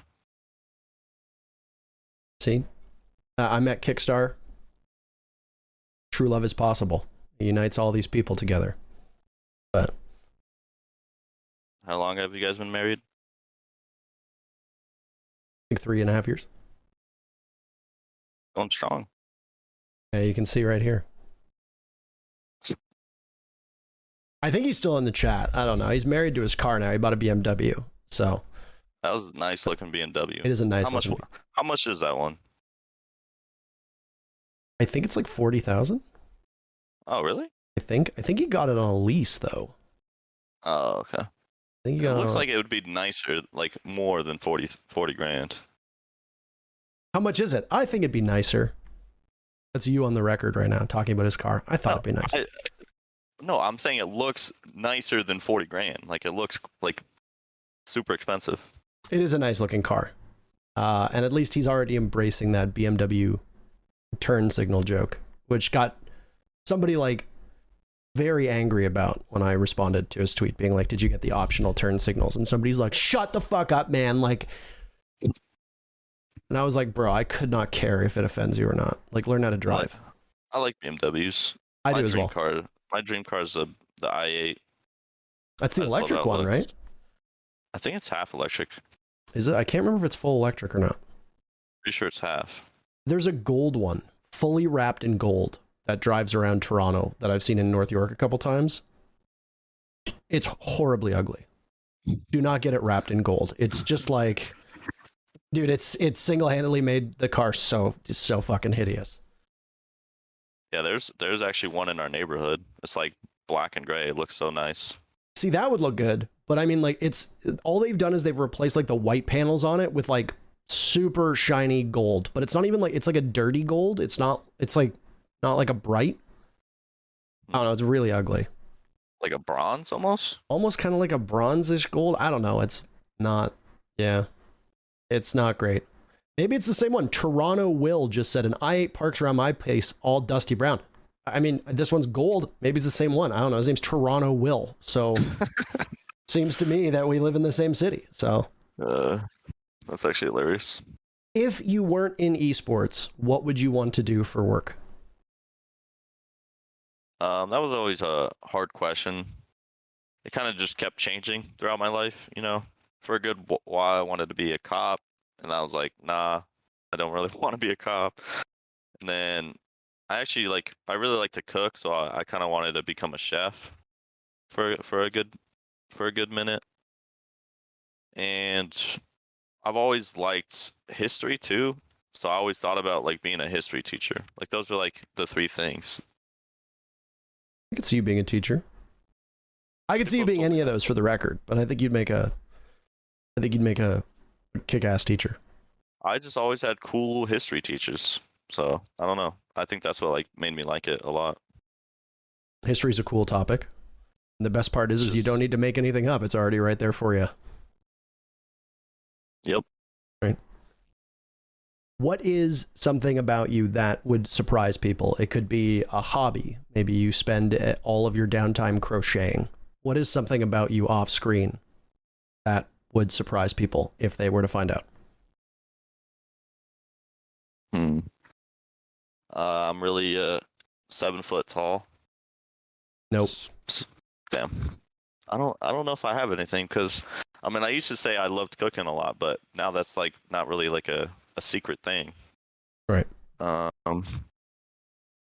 love playing, like I've played basketball and football like all throughout my life. I'm definitely worse at basketball than I am football, but I've played basketball longer, so that it doesn't it doesn't mix well. But yeah, I don't have anything like crocheting or anything. I mean, crocheting was just an example. I just thought of something where it's like every now and then I'll talk to somebody and I'll hear like they play a game or they speak another language, or you know they record music, or they are working on writing a novel, and it's like, oh well, okay, that's interesting stuff. Alex just said tell them about the golf clothes. Tell us about the golf clothes, Matt. Me and Paul, we trolled so hard. When we first got to Vegas, we were in an Airbnb because they were getting the DZ house ready. Mm-hmm. So we were like super bored all day. So we started going to the golf course and like doing the driving range and stuff and hitting balls. And the first day we're like, yo, let's go get some golf clothes so we can actually go to the course. We went to this, we didn't even know, we went to the nicest fucking store in Summerlin.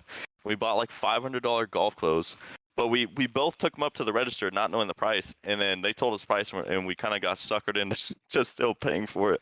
How much were they? Paul bought more than I did, and his were expensive. I'm not hearing a number here. Mine, I think, was around 300 for two things, for just shorts and a shirt. And his were more? Yeah, he bought like 4 things, and his were, yeah. The funny thing is, we tried going back the next day to return them, and they said no returns. So we just looked like dumbasses just walking out of the store. We're just like, fuck, man.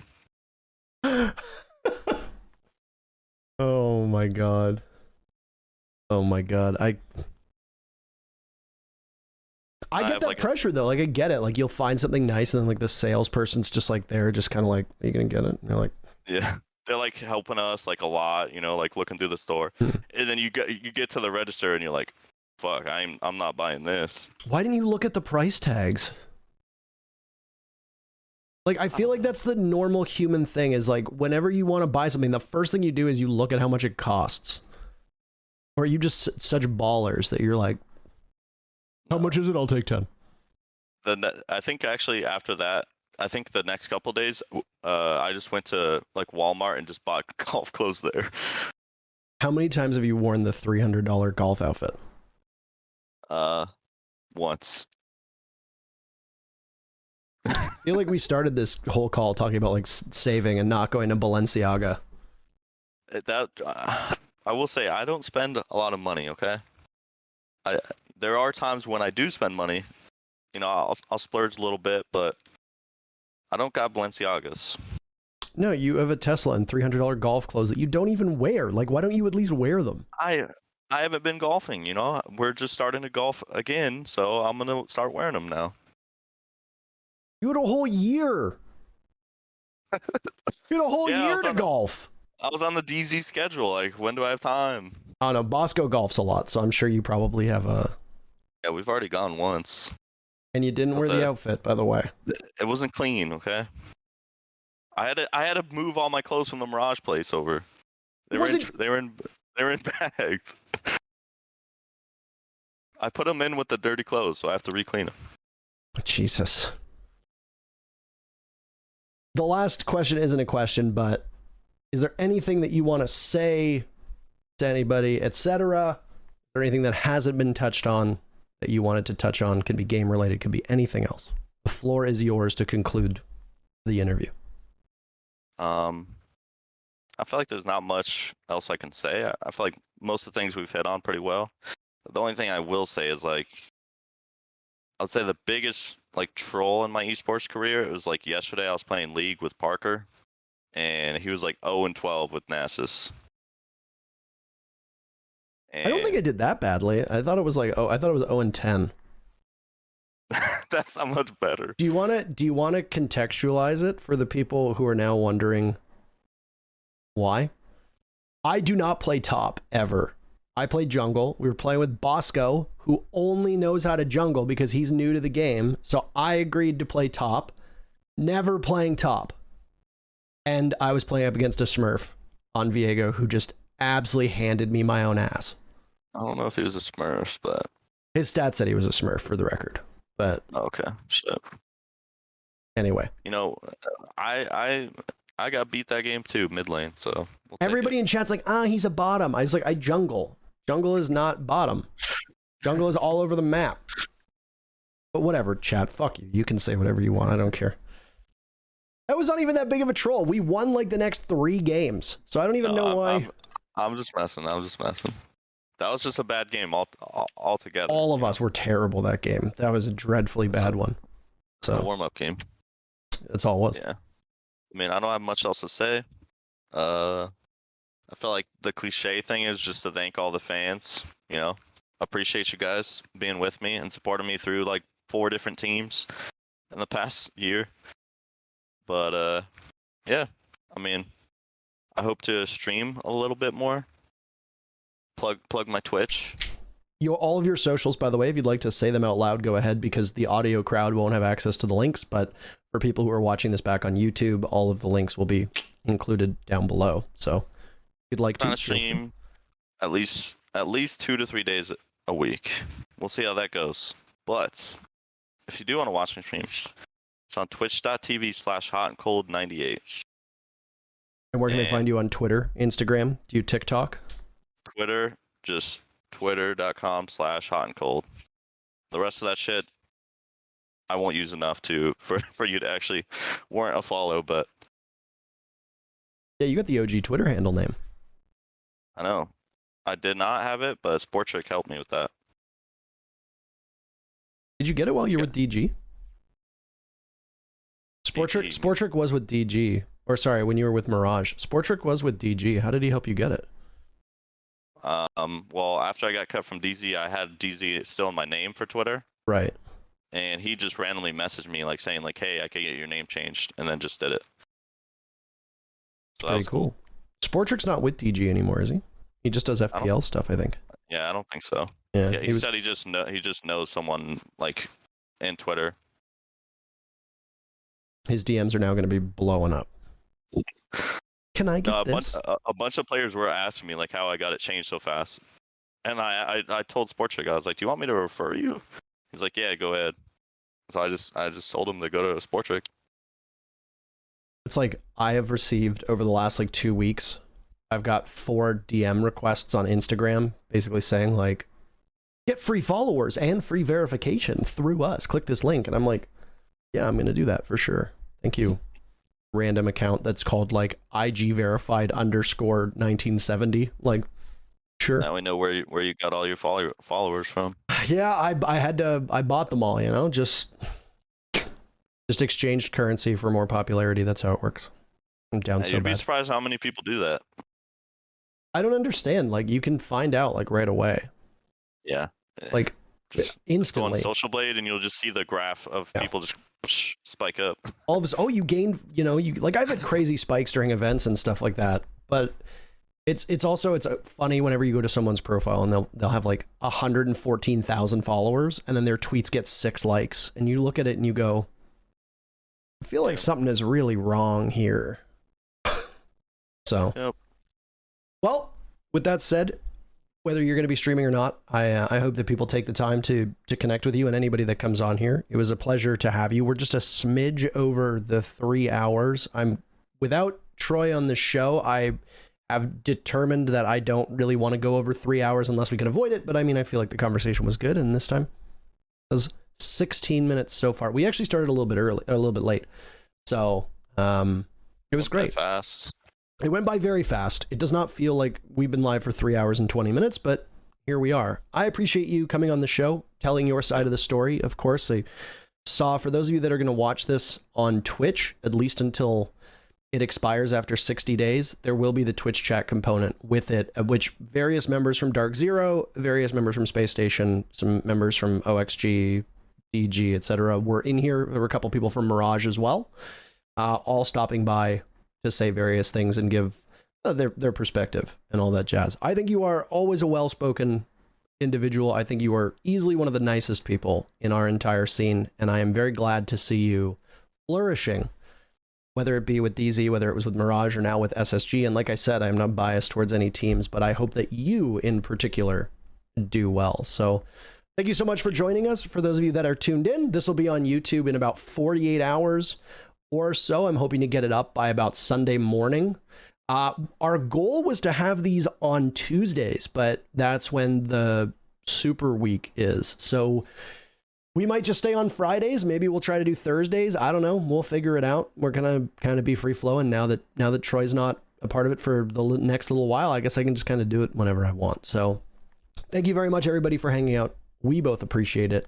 And hopefully you enjoyed the content. Take care of yourselves. Enjoy the rest of the afternoon, and we'll see you again soon. Later, guys.